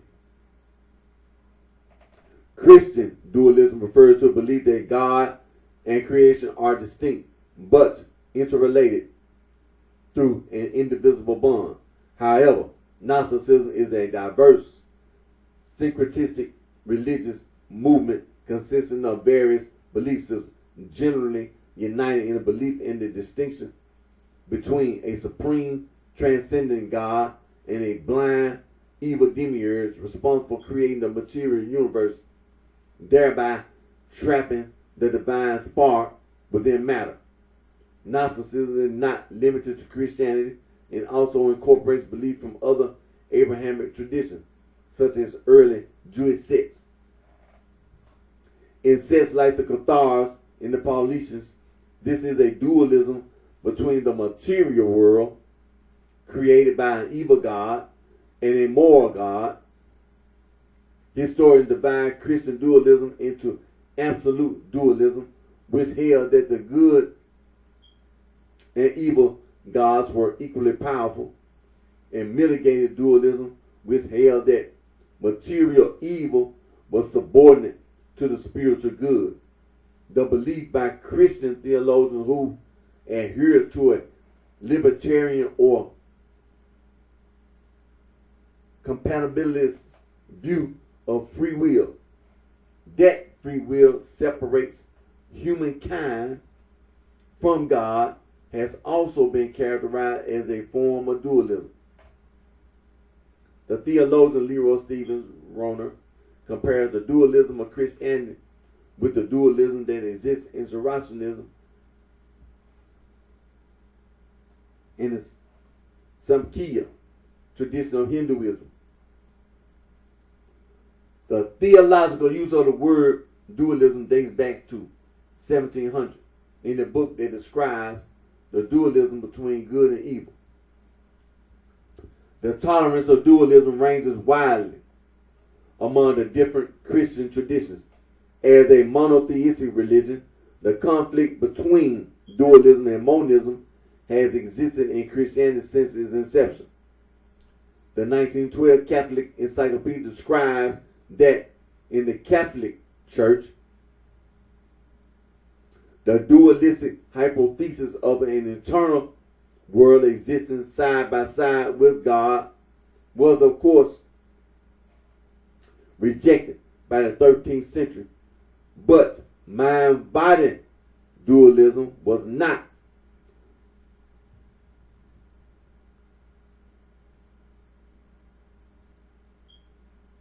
And the problem of evil is difficult to reconcile with absolute monism and has prompted some Christian sects to veer towards dualism. Gnostic forms of Christianity were more dualistic, and some Gnostic traditions posited that the devil was separate from God as an independent deity. The Christian dualists of the Byzantine Empire, the Paulicians, were seen as Manichaean heretics by Byzantine theologians. This tradition of Christian dualism, founded by Constantine Sylvanus, argued that the universe was created through evil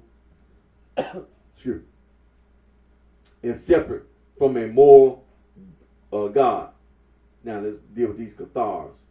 The Cathars, a Christian sect in southern France, believed that there was a dualism between two gods, one representing good and the other representing evil.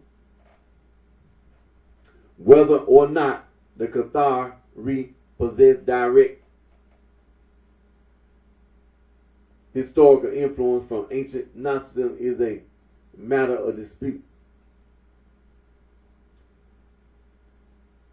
as the basic conceptions of Gnostic cosmology are to be found in Cathar beliefs, most distinctly in their notion of a lesser creator God.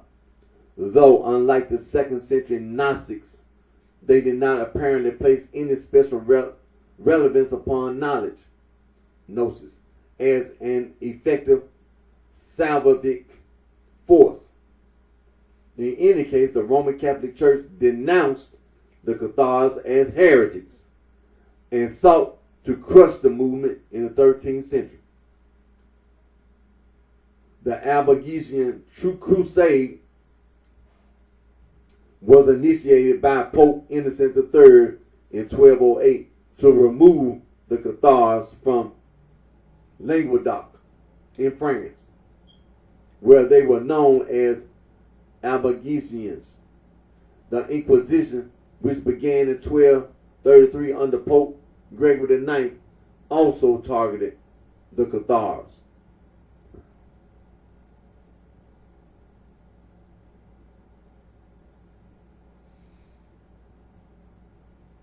Now, then we got to deal with Hinduism. The Dvaita Vedanta school of Indian philosophy espouses a dualism between God in the universe by theorizing the existence of two separate realities. The first and the more important reality is that of Shiva, or Shakti, or Vishnu, or Brahman.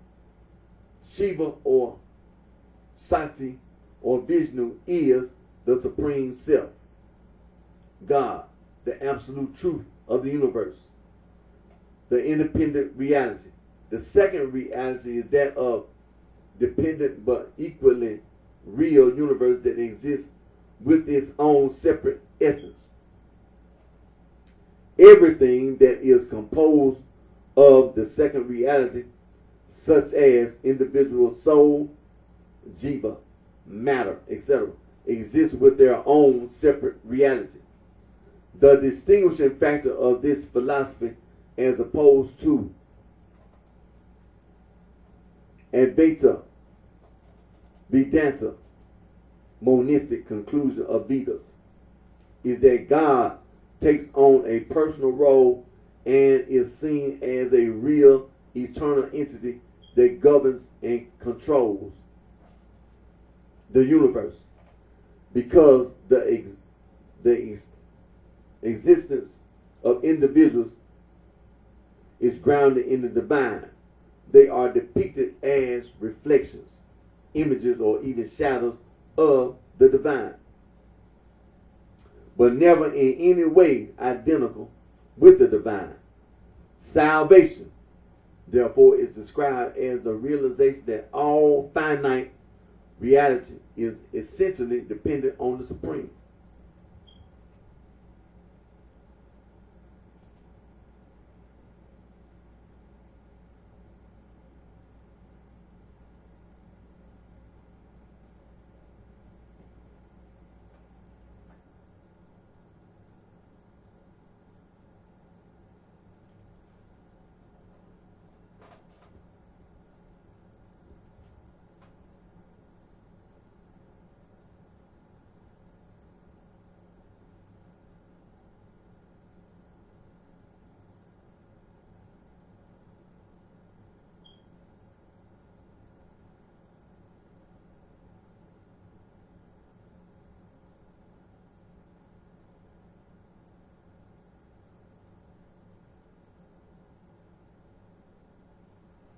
Okay, and so now we are on this ontological dualism.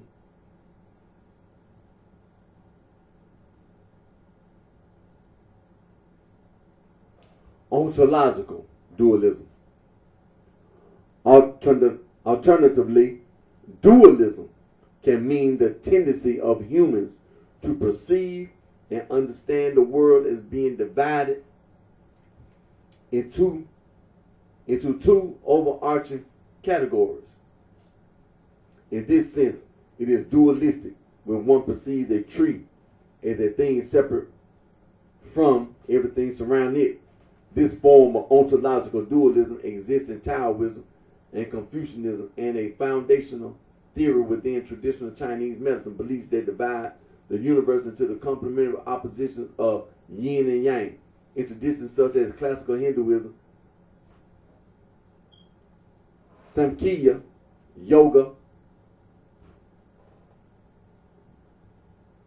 Vaisheshika, and the later Vedanta schools, which accepted the theory of gunas. Chinese Pure Land and Zen Buddhism, or Islamic Sufism.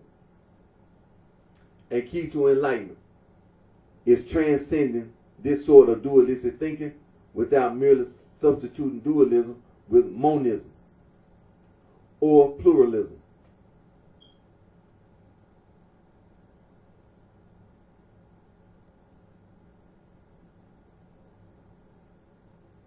Now, let's just touch on this monism again. Let me put the cursor there.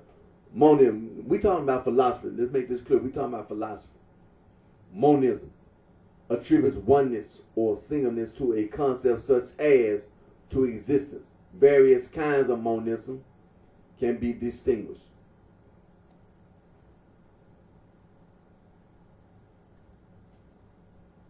Priority monism states that all existing things go back to a source that is distinct from them. In Neoplatonism, everything is derived from the one. In this view, only the one is ontologically basic or prior to everything else. Then you have existence monism, posits that, strictly speaking, there exists only a single thing, the universe, which can only be artificially and arbitrarily divided into many things. Substance monism asserts that a variety of existing things can be explained in terms of a single reality or substance. Substance monism posits that only one kind of substance exists, although many things may be made up of this substance, etc. Matter or mind. Dual aspect monism is the view that the mental and the physical are two aspects of or perspectives on the same substance. And neutral monism believes the fundamental nature of reality to be neither mental nor physical. In other words, it is neutral. So let me click back over. Now, pluralism is a term used in philosophy, referring to a worldview of multiplicity, often used in opposition to monism, the view that all is one, or dualism, the view that all is two. The term has different meanings in metaphysics, ontology, epistemology, and logic. In metaphysics, it is the view that there are in fact many different substances in nature that constitute reality. In ontology, pluralism refers to different ways, kinds, or modes of being. For example, a topic in ontological pluralism is the comparison of the modes of existence of things like humans and cars with things like numbers and some other concepts as they are used in science.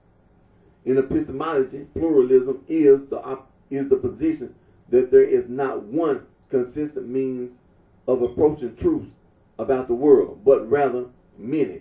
Often this is associated with pragmatism or conceptual, contextual, or cultural relativism. In the philosophy of science, it may refer to the acceptance of coexisting scientific paradigms, which, though accurately describing their relevant domains, are nonetheless incommensurable. In logic, pluralism is the relatively novel view that there is no one correct logic, or alternatively, that there is more than one correct logic, such as using classical logic in most cases, but using paraconsistent logic to deal with certain paradoxes. So,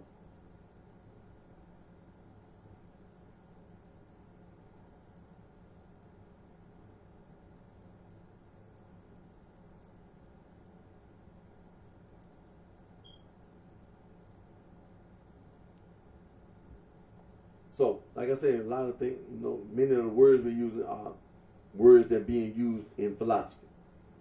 So, ontological dualism. And then you have Chinese philosophy. What time is it? Okay.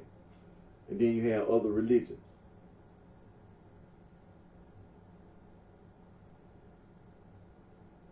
Now what we're going to get to right now is, let me scroll back up here.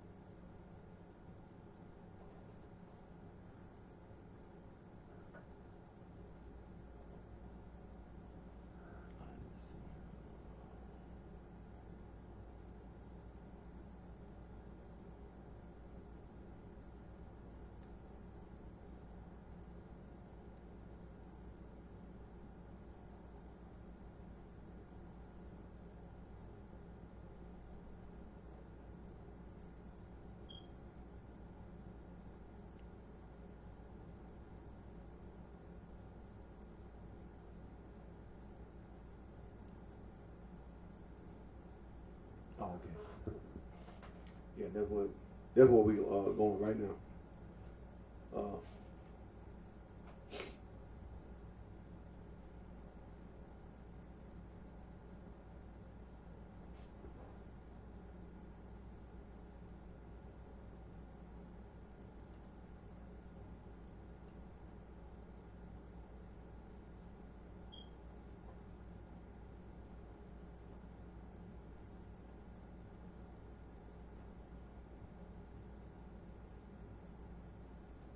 Now, let me read this back again, because this is what we're finna go to right now. The tolerance of dualism ranges widely among the different Christian traditions.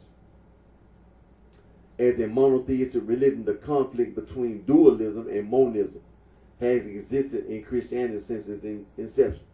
In the 1912 Catholic Encyclopedia described that in the Catholic Church, the dualistic hypothesis of an eternal world existing side by side with God was, of course, rejected.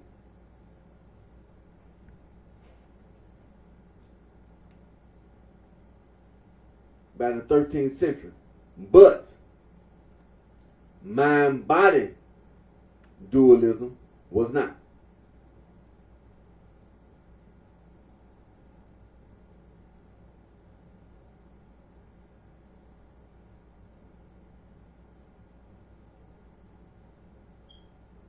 So we finna go there. We're finna go there to the mind-body dualism.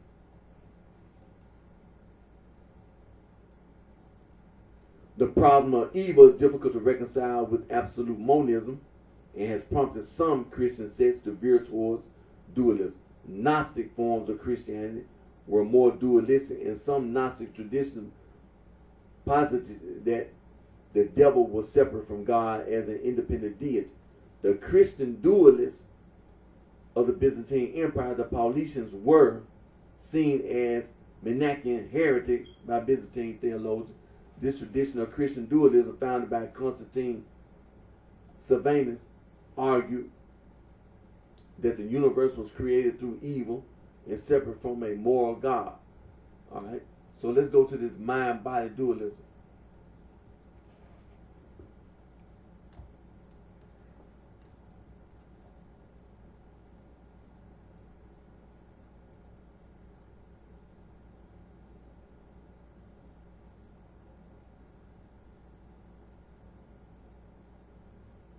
Okay, yeah, they're going now.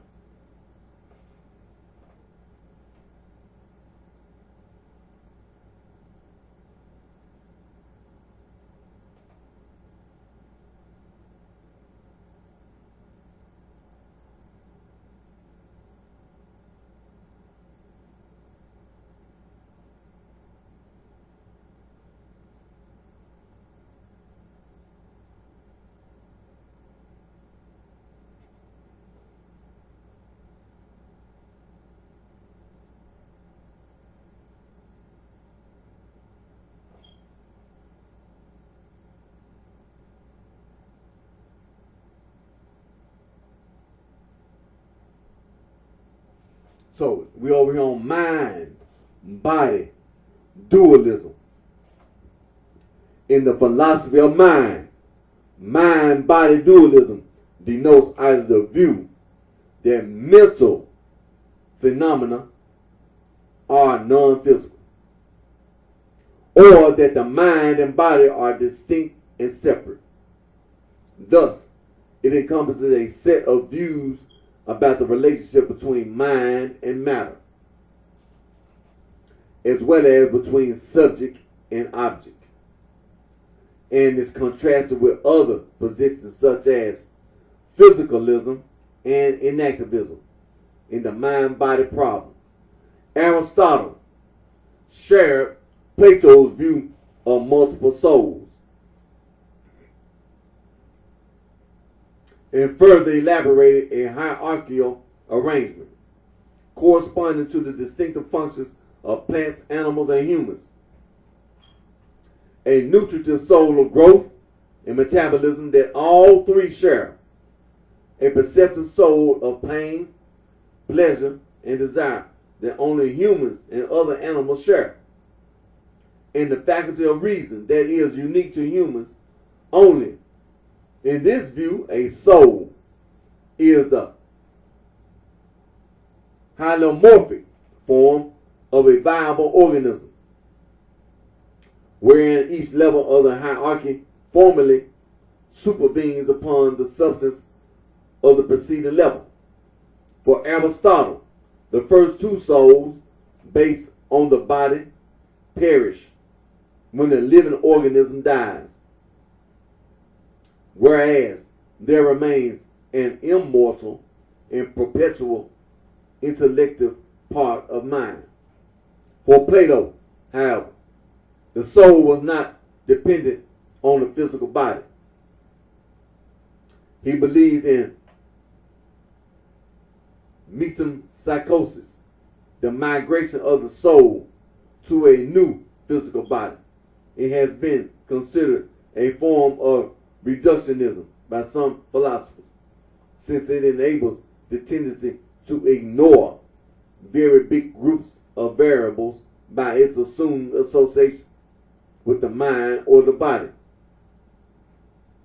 and not for its real value when it comes to explaining or predicting a studied phenomenon.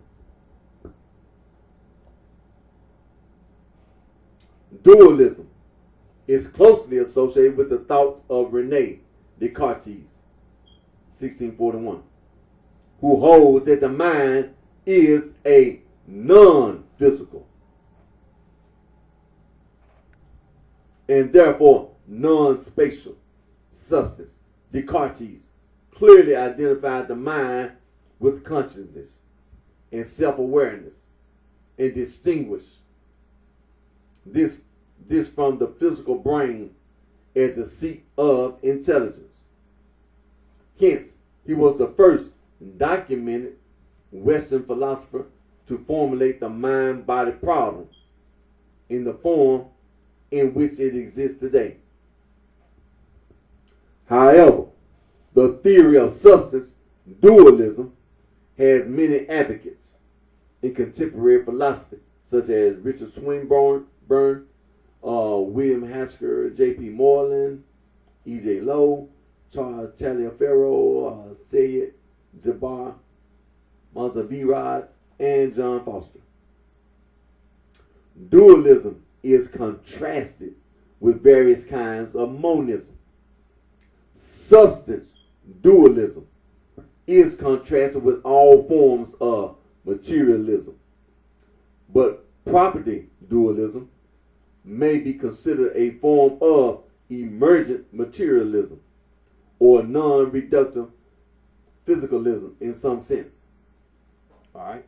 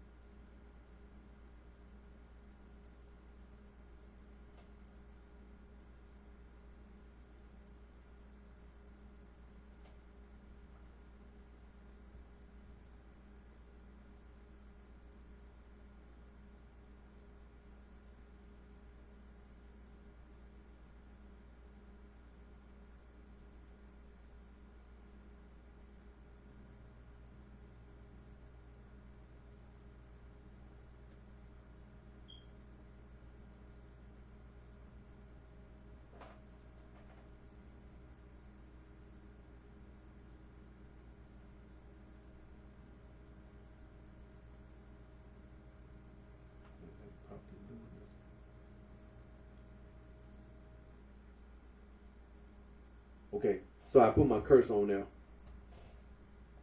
All right, so or non-reductive physicalism in some sense. Okay. Okay. Types. Ontological dualism makes dual commitments about the nature of existence as it relates to mind and matter, and can be divided into three types. can be divided into three different types. Substance dualism asserts that mind and matter are fundamentally distinct kinds of foundations. All right, there's substance dualism. Property dualism suggests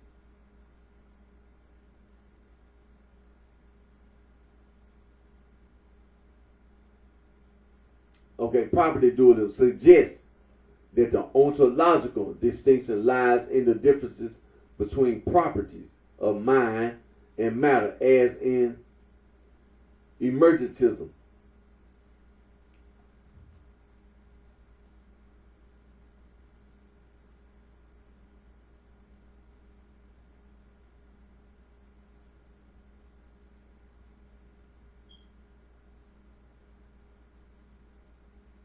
All right, and predicate dualism claims the irreducibility of mental predicates to physical predicates. All right, so substance or Cartesian dualism. Substance dualism asserts that mind and matter are fundamentally distinct kinds of foundations. There are several types of substance dualism. Most substance dualists hold the view that the mind and body are capable of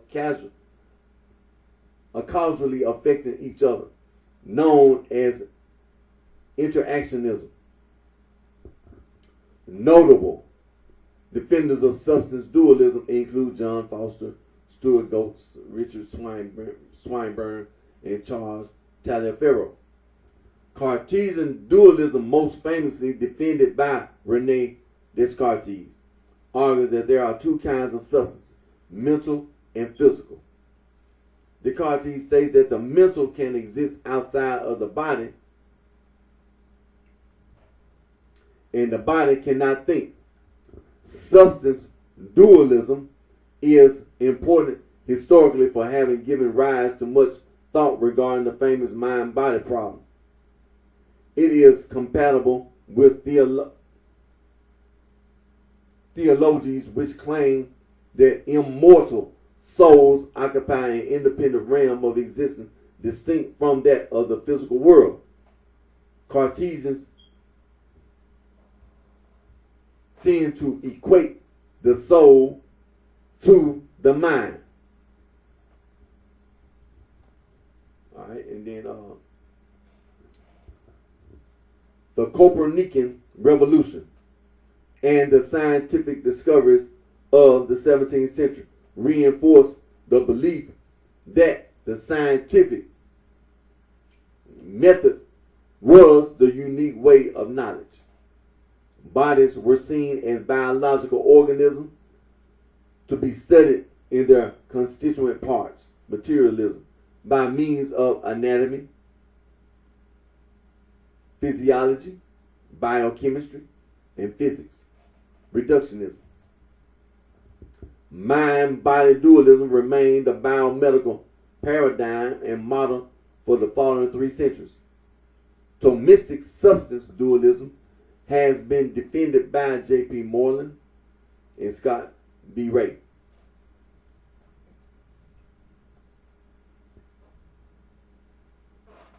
Thomistic substance dualism distinguishes itself from Cartesian substance dualism by denying that the body and soul are different substances. Instead, a person is composed of only one substance, the soul, whilst the body is considered an in-soul physical structure. Another type of substance dualism has been defended by William Hasker called emergent dualism.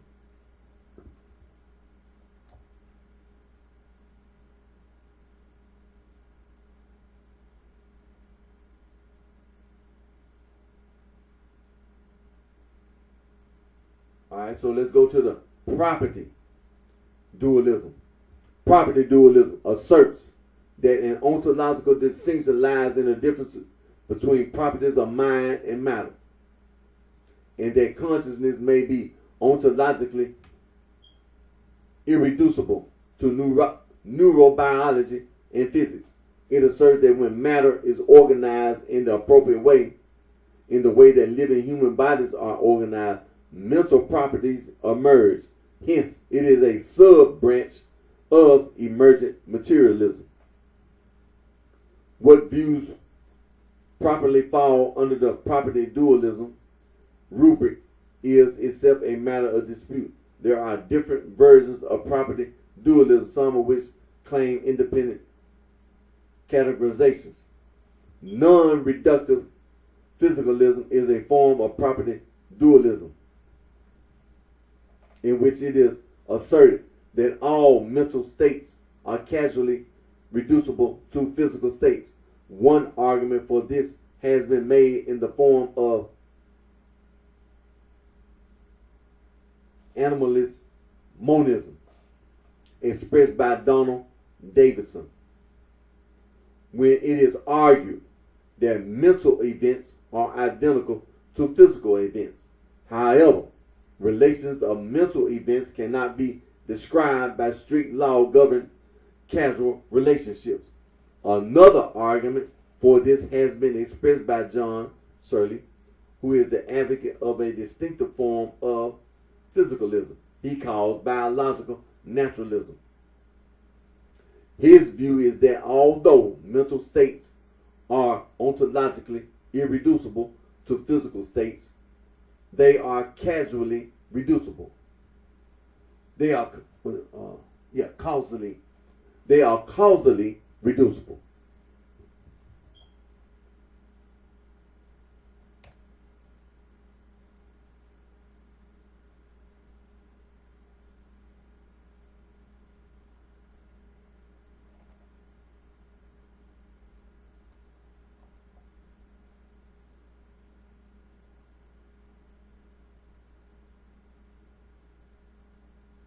All right.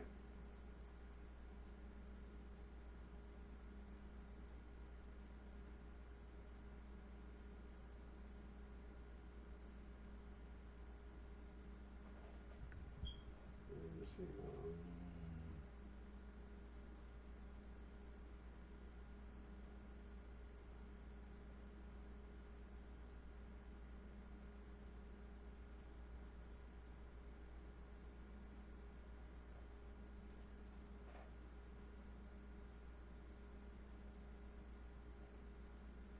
Okay.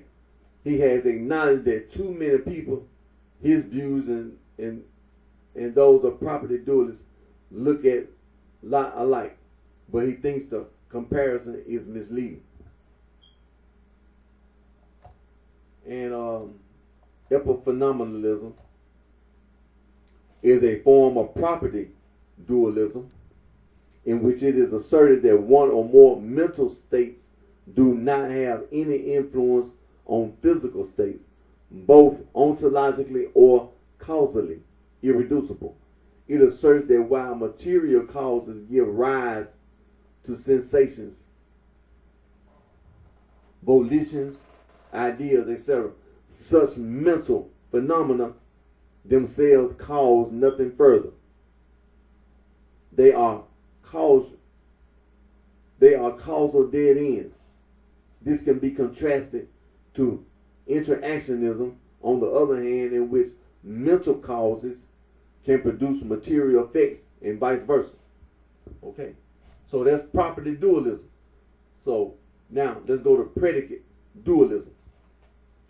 Predicate dualism is a view espoused by such non-reductive physicalists as Donald Davidson and Jerry Fodor, who maintain that while there is only one ontological category of substances and properties of substances, usually physical,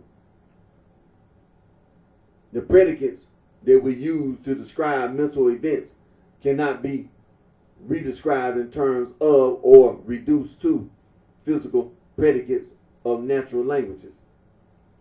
Predicate dualism is most easily defined as the negation of predicate monism. Predicate monism can be characterized as the view subscribed to by eliminative materialists who maintain that such intentional predicted predicates as believe, desire, think, feel, etc. will eventually be eliminated from both the language of science and from ordinary language because the entities to which they refer do not exist. Predicate dualists believe that so-called folk psychology, with all of its propositional attitude of scriptures, is an inevitable part of the enterprise of describing, explaining, and understanding human mental states and behavior. For example, Davidson subscribes to anomalous monism, according to which there can be no strict psychophysical laws which connect mental and physical events under their descriptions as mental and physical events. However, all mental events also have physical descriptions. It is in terms of the latter that such events can be connected in law-like relations with other physical events. Mental predicates are irreducibly different in character, rational, holistic, and necessary from physical predicates, contingent, atomic, and causal.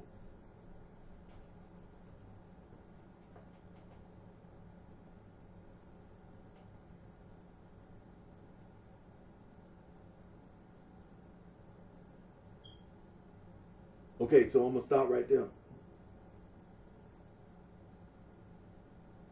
We're going to come back on this mind-body dualism.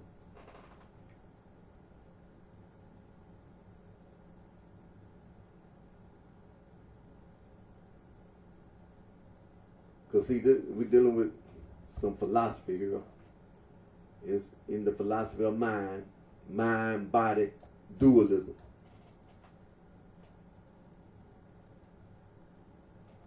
And again, it says mind-body dualism denotes either the view that mental phenomena are non-physical, or that the mind and body are distinct and separable. Thus, it encompasses a set of views about the relationship between mind and matter,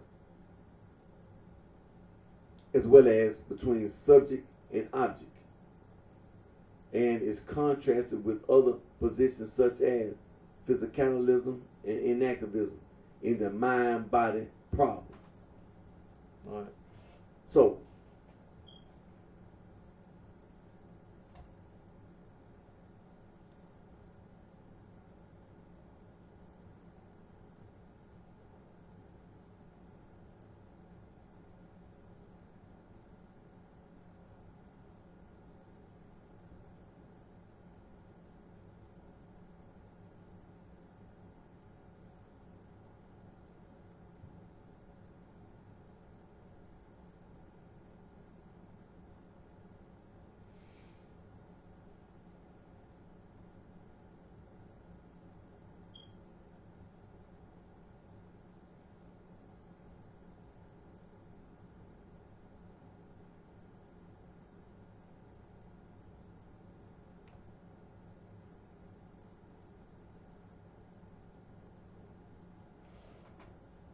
So, in other words, it falls up under theistic dualism. And so, when we click back over to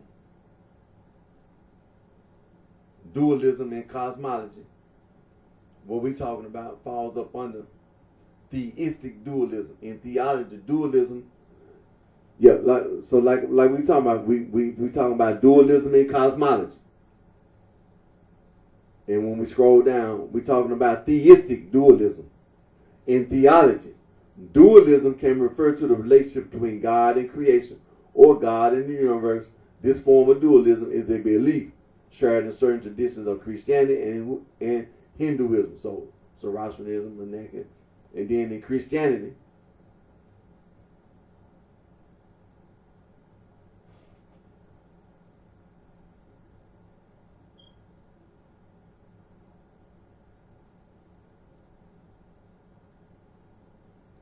but that's when this mind-body dualism was not. So that's when it came about.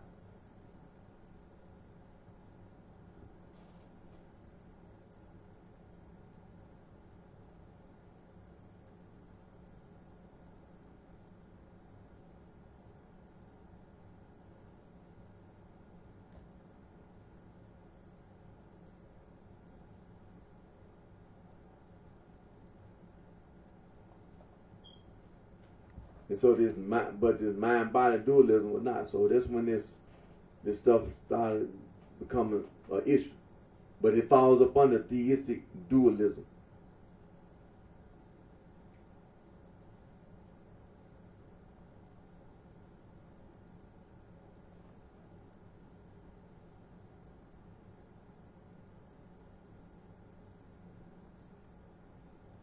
And let me see, this is the reason why that Gnostic stuff can't be mixed in with the Catholic Church and not supposed to be mixed in with the product. Because if you say you following Christ, see, this is what the Catholic Church placed the foundation on, and then falling back to Judaism with this monotheism. The Catholic Church had kicked the Cathars out. For example, they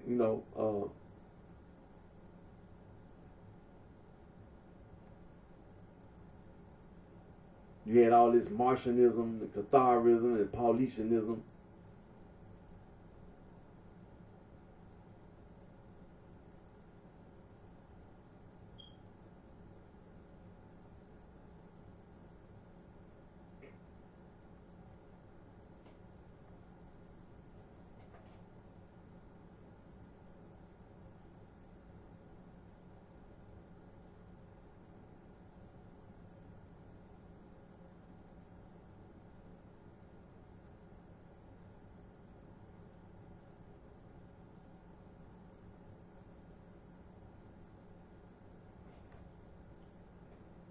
And so,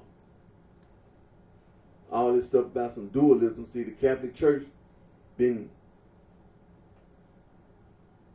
opposing this way of thinking. And again, like the Cathars, they had been expelled from Constantinople. That's in 1209. And the Cathars were denounced as heretics by the Roman Catholic Church for their dualist beliefs. See, to the Catholic Church, you bring up something about some dualism, you automatically a heretic. That's the reason why Saint Athanasius, the Catholic,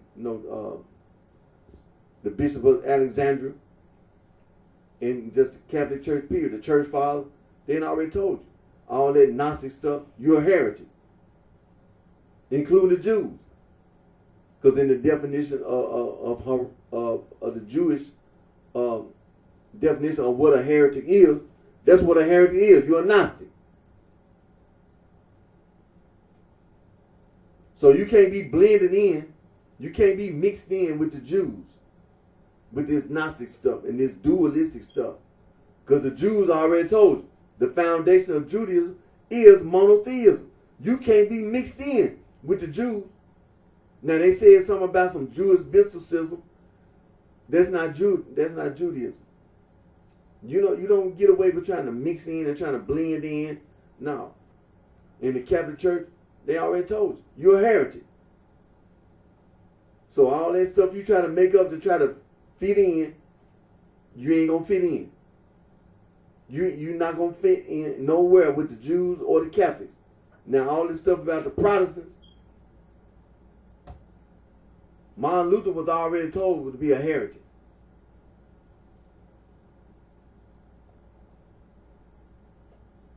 And all this stuff about the religious wars and all that.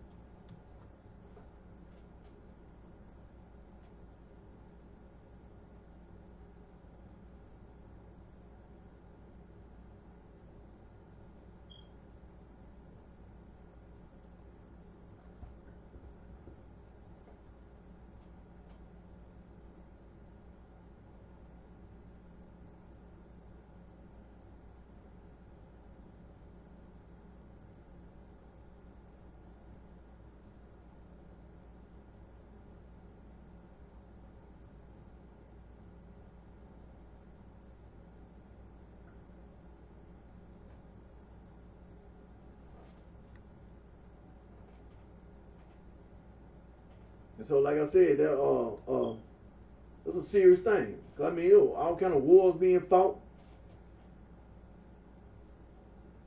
about these things.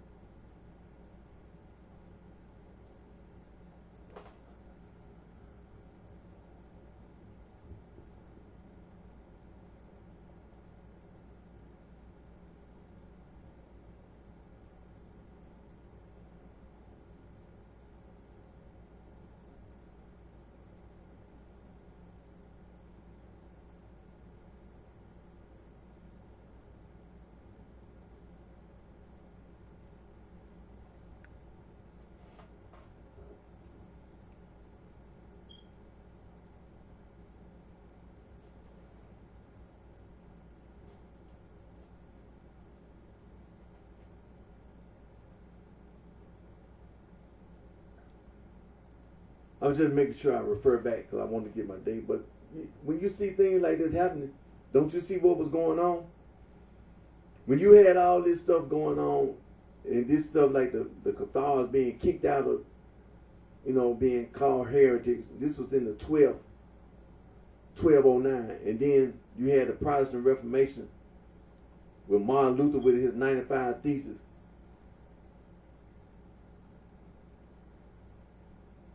On October the 31st, 1517.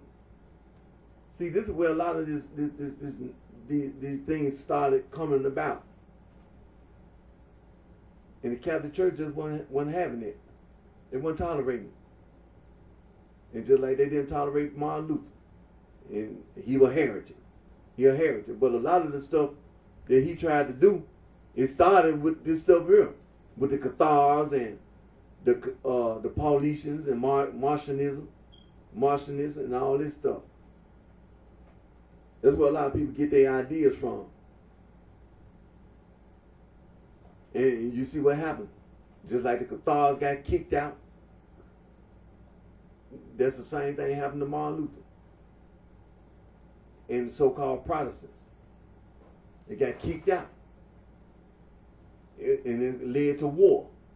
It was war. So all this stuff about this mind-body stuff, it's been around for a lot.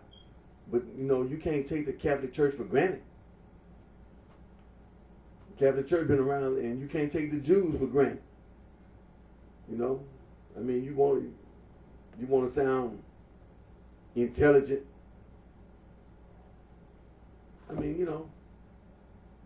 That's what it's going to do. When you get to the basic idea of the thing you're doing, like this philosophy, and then you sit using all these different terms about the mind and the body. Okay. You sound pretty intelligent. Basically, you sound pretty intelligent in a classroom. But, when it just comes to your basic belief, okay. Mind-body dualism. Okay.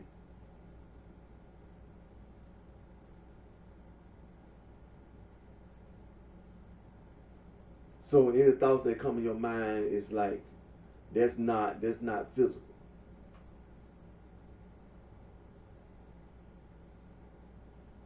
that the mind and the body are distinct, okay, inseparable. And between mind and matter, okay, it's within between subject and okay. Okay. I'm not going to get into a big fight about mind and body. But I mean, it don't put you, what I'm saying is this. You can be a very intelligent person, but that don't put you over the rabbi. That don't put you over the bishop and the priest and the deacon. You're pretty intelligent. I mean, I'm not going to knock you. I'm not going to, man, because in philosophy, it's like a whole separate department. Because see, you be over here in theology. This theology, you're talking about God. But then you get into all this mind and body, you're talking about philosophy.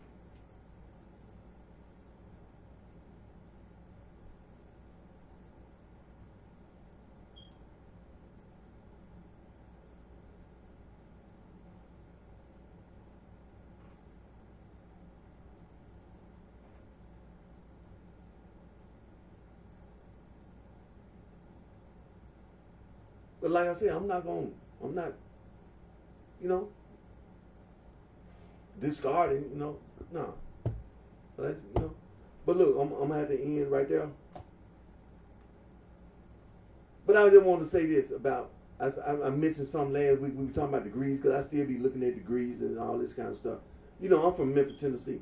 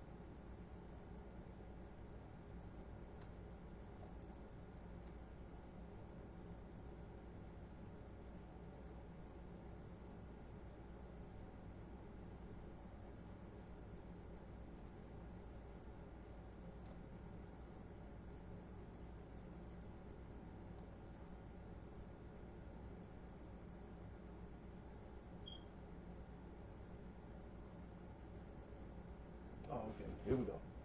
Now, like I said, I just want, before I end my video, we were talking about degrees and what this college offers. So we talking about the historical black college and university.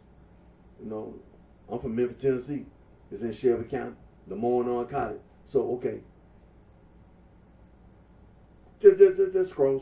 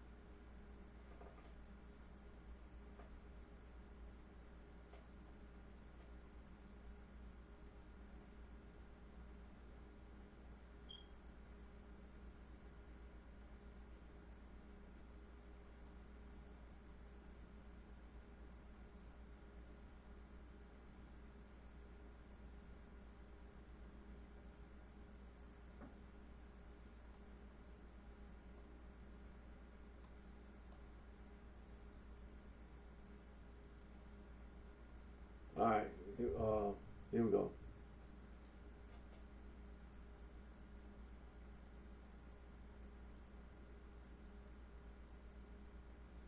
Religion.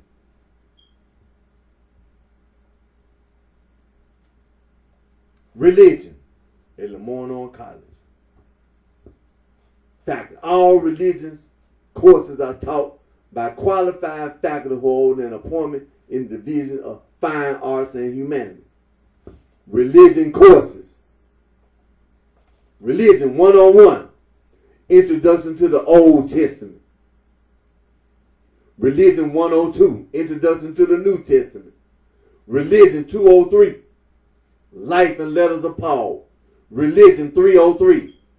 A survey of biblical literature. Religion 304. A survey of biblical literature. Religion 305. The former prophets.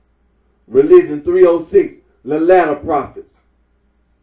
Religion 313. The world's great religions. 1. Religion 314. The world's great religion. 2. Religion 315. Church history. Religion 402. Black church history. Religion 451. Special studies in religion. In religion 452. Special studies in religion. So let me touch on that. Now, religion 451. Special studies in religion. This course is frequently offered in a consortium arranged with other colleges and intended to supply flexibility in selection of course content, utilizing resources and programs not regularly available. Students record will indicate exact title describing content. Religion 452. Special studies in religion. This second semester of coursework similar to that described for 451.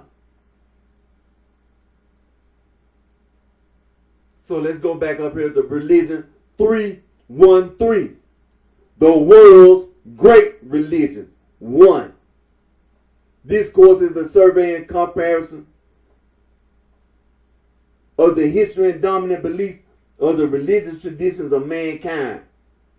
During this semester, primitive and ancient religions in the development of the great religious traditions of India will be studied. Religion 314. The world's great religion. 2. This course covers the religions having their origin in the Far East and the Near East. Will be the subject of this semester study.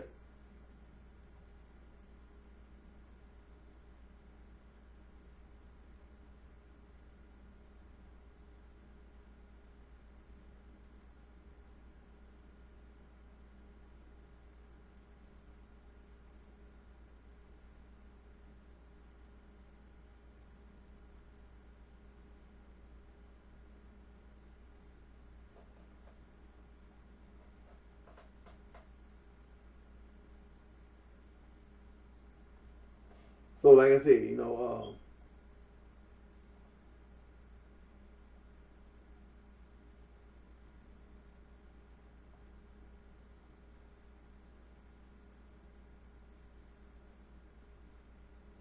so that's religion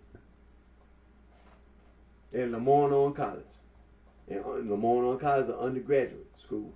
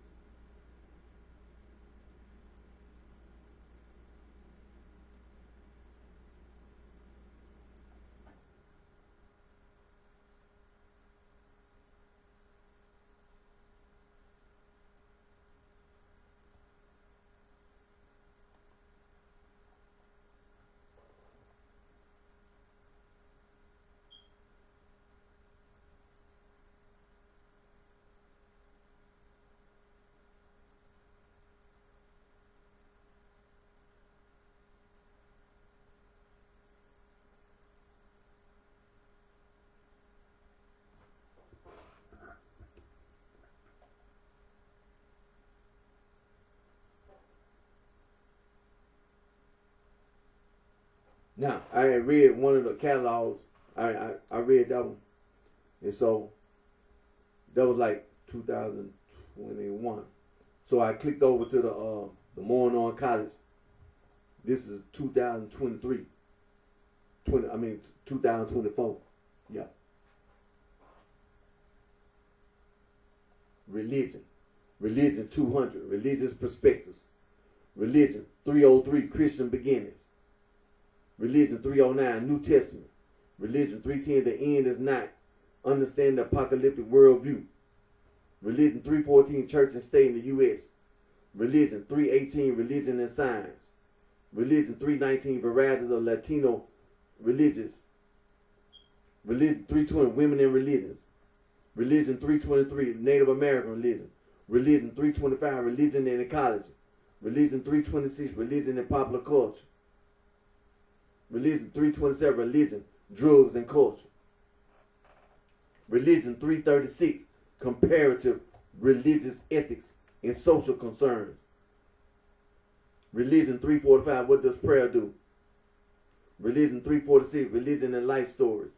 Religion 349. Religion and contemporary film. Religion 350. World religions and film. Religion 360. The Quran. Religion 361. Islam, sex and gender. Religion 362. Judaism. Religion 363. Religions of Asia. Religion 364. Religions in America. Religion 365. Islam. Religion 366. Islamic mysticism. Religion 367. African traditional religions. Religion 369. Sociology of religion. Religion 370. Philosophy of religion. Religion 371. History and spirituality of the Jesuits. Religion 382. Buddhism and Catholicism. Religion 383. Philosophies of Judaism. Religion 386.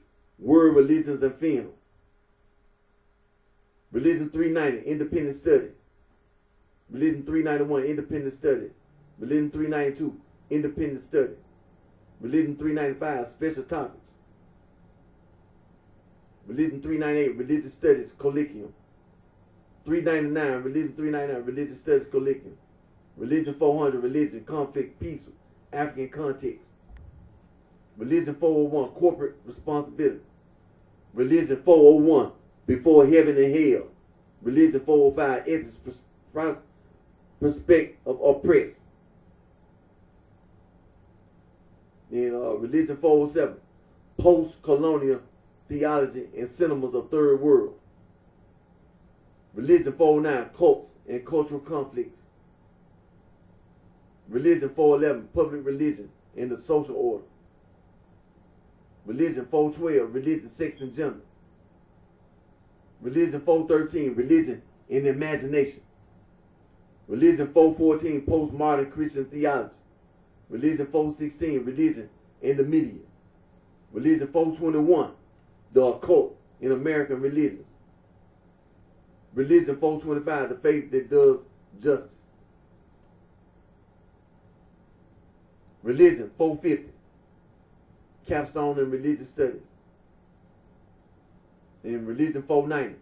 Research.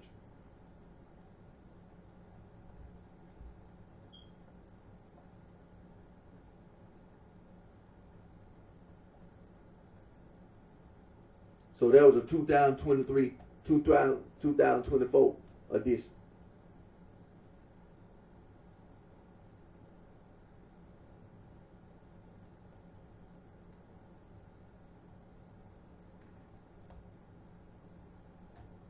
So that's what Lamorne on in college when it comes to religion.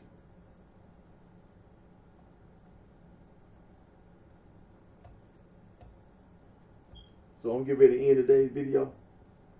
Yeah. Then we get ready to end today's video. We're going to come back on this mind-body dualism. Mind-body stuff. And so, again, my name is Eric D. Johnson, also known as BrightShine. I'm right here in the city of Memphis. It's in the county of Shelby, state of Tennessee. And thank all my family for support for your continued support. And Thank my Lord and Savior Jesus Christ, Son of God, for all the blessings and guidance provided us all with. Continue to pray for peace around the world. And take care of yourself. And I wish each and every one of you the very best. Well, we got almost 3. I tell you what. Look, I'm going to make it a complete 3 hours. Because I'm right at 2 hours and some minutes. But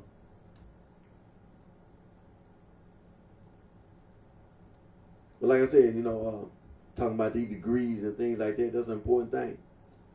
You're trying to find a school to go to. I mean, that's what the religious degree at Lemoyne College. This is 2023-24. So that was, 2023. School always starts in the fall and then spring. So, that was 2023-2024 catalog.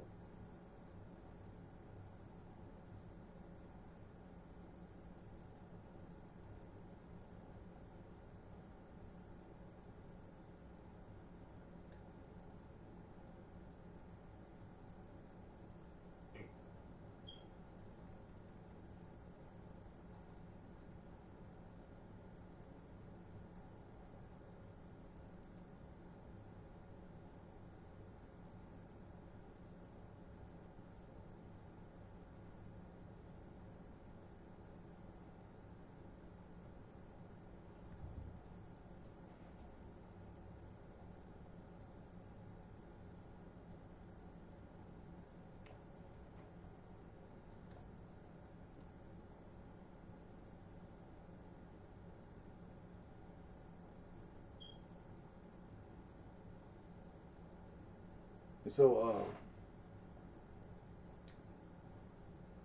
but Lemoyne College, I mean, you can still earn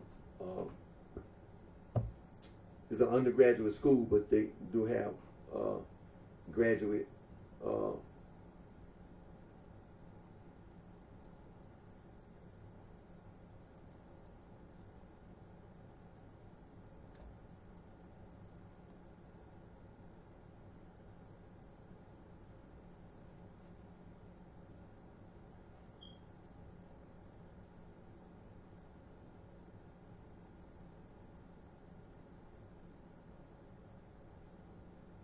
so like I said, they do have a graduate program.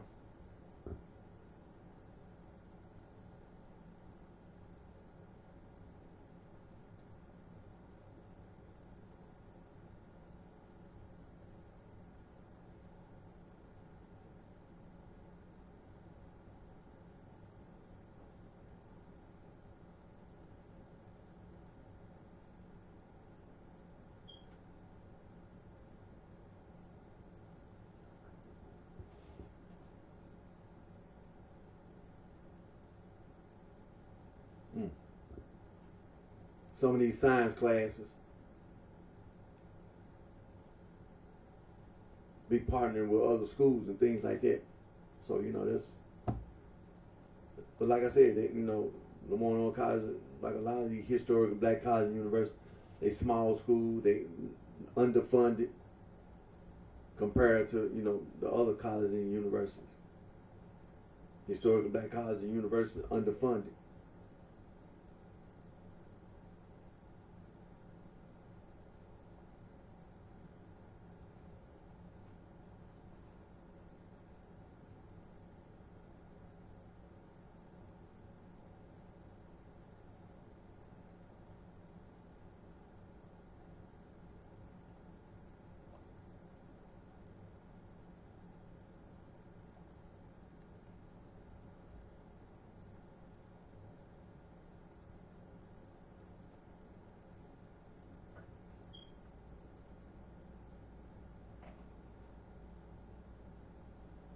Yeah. And so, like, I mean, that's a pretty good thing. But like I said, Lemoyne College is an undergraduate school, but they do offer graduate, degrees and things. And most historically black colleges and universities are underfunded, so meaning that they limited on money. Very limited on money, so it's only so much you can do.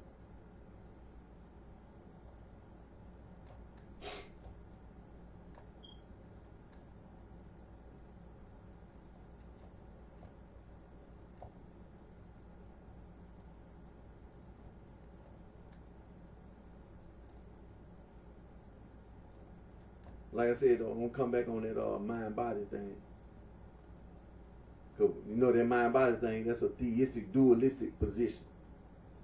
Falls up under theology, theological dualism, theistic dualism, and so I'm gonna have to come back on that. But let's not forget that Judaism has a foundation of monotheism. And so, I mean, quite naturally, the Jews are, going to have this disagreement. They are, like they said, this Jesus Christ, the historical Jesus, and all this Father, Son, and Holy Spirit. So, they're going to be like, look, monotheism, and, talking about Father, Son, Holy Spirit. I mean,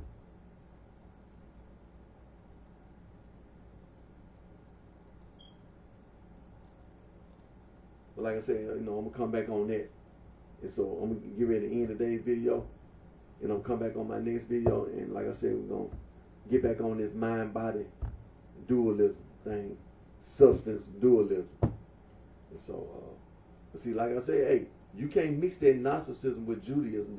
As you can see, you can't mix Gnosticism with Judaism. And see, I be doing research and everything. When you be talking about this dualism, and then what comes up is like this Jewish mysticism. That's about it. Jewish mysticism, but hey, and then when it comes to the Catholic Church showing that Nazi stuff, that's a heresy. You got to get up out of here. Saint Athanasius then destroyed all the Nazi theologians writing. Then they didn't burn somebody at the stake and all kind of stuff. The Catholic Church does not tolerate Gnosticism. No matter what you try to, they try to blend in and mix in on their own. But the Catholic Church show you constantly, they do not tolerate Gnosticism. Period. Now all that Protestant stuff, just like Martin Luther, you think that he wasn't looking back at what these Cathars were doing, and that's what the Catholic Church was accusing them of, is that these people that you like Martian and Valentinus and all this kind of stuff, and then by the time you get to the Protestant Reformation, see a lot of these people ain't number some con artists, man. You can take it however you want, but that's what they were trying to say about Martin Luther, is that people like Martin Luther, by him being a heretic, only thing you were doing, man, is trying to look back and trying to refer back to this Gnostic stuff and thinking that you was clever. That's all it was. And look how many people died. Then it caused all kind of wars, religious wars.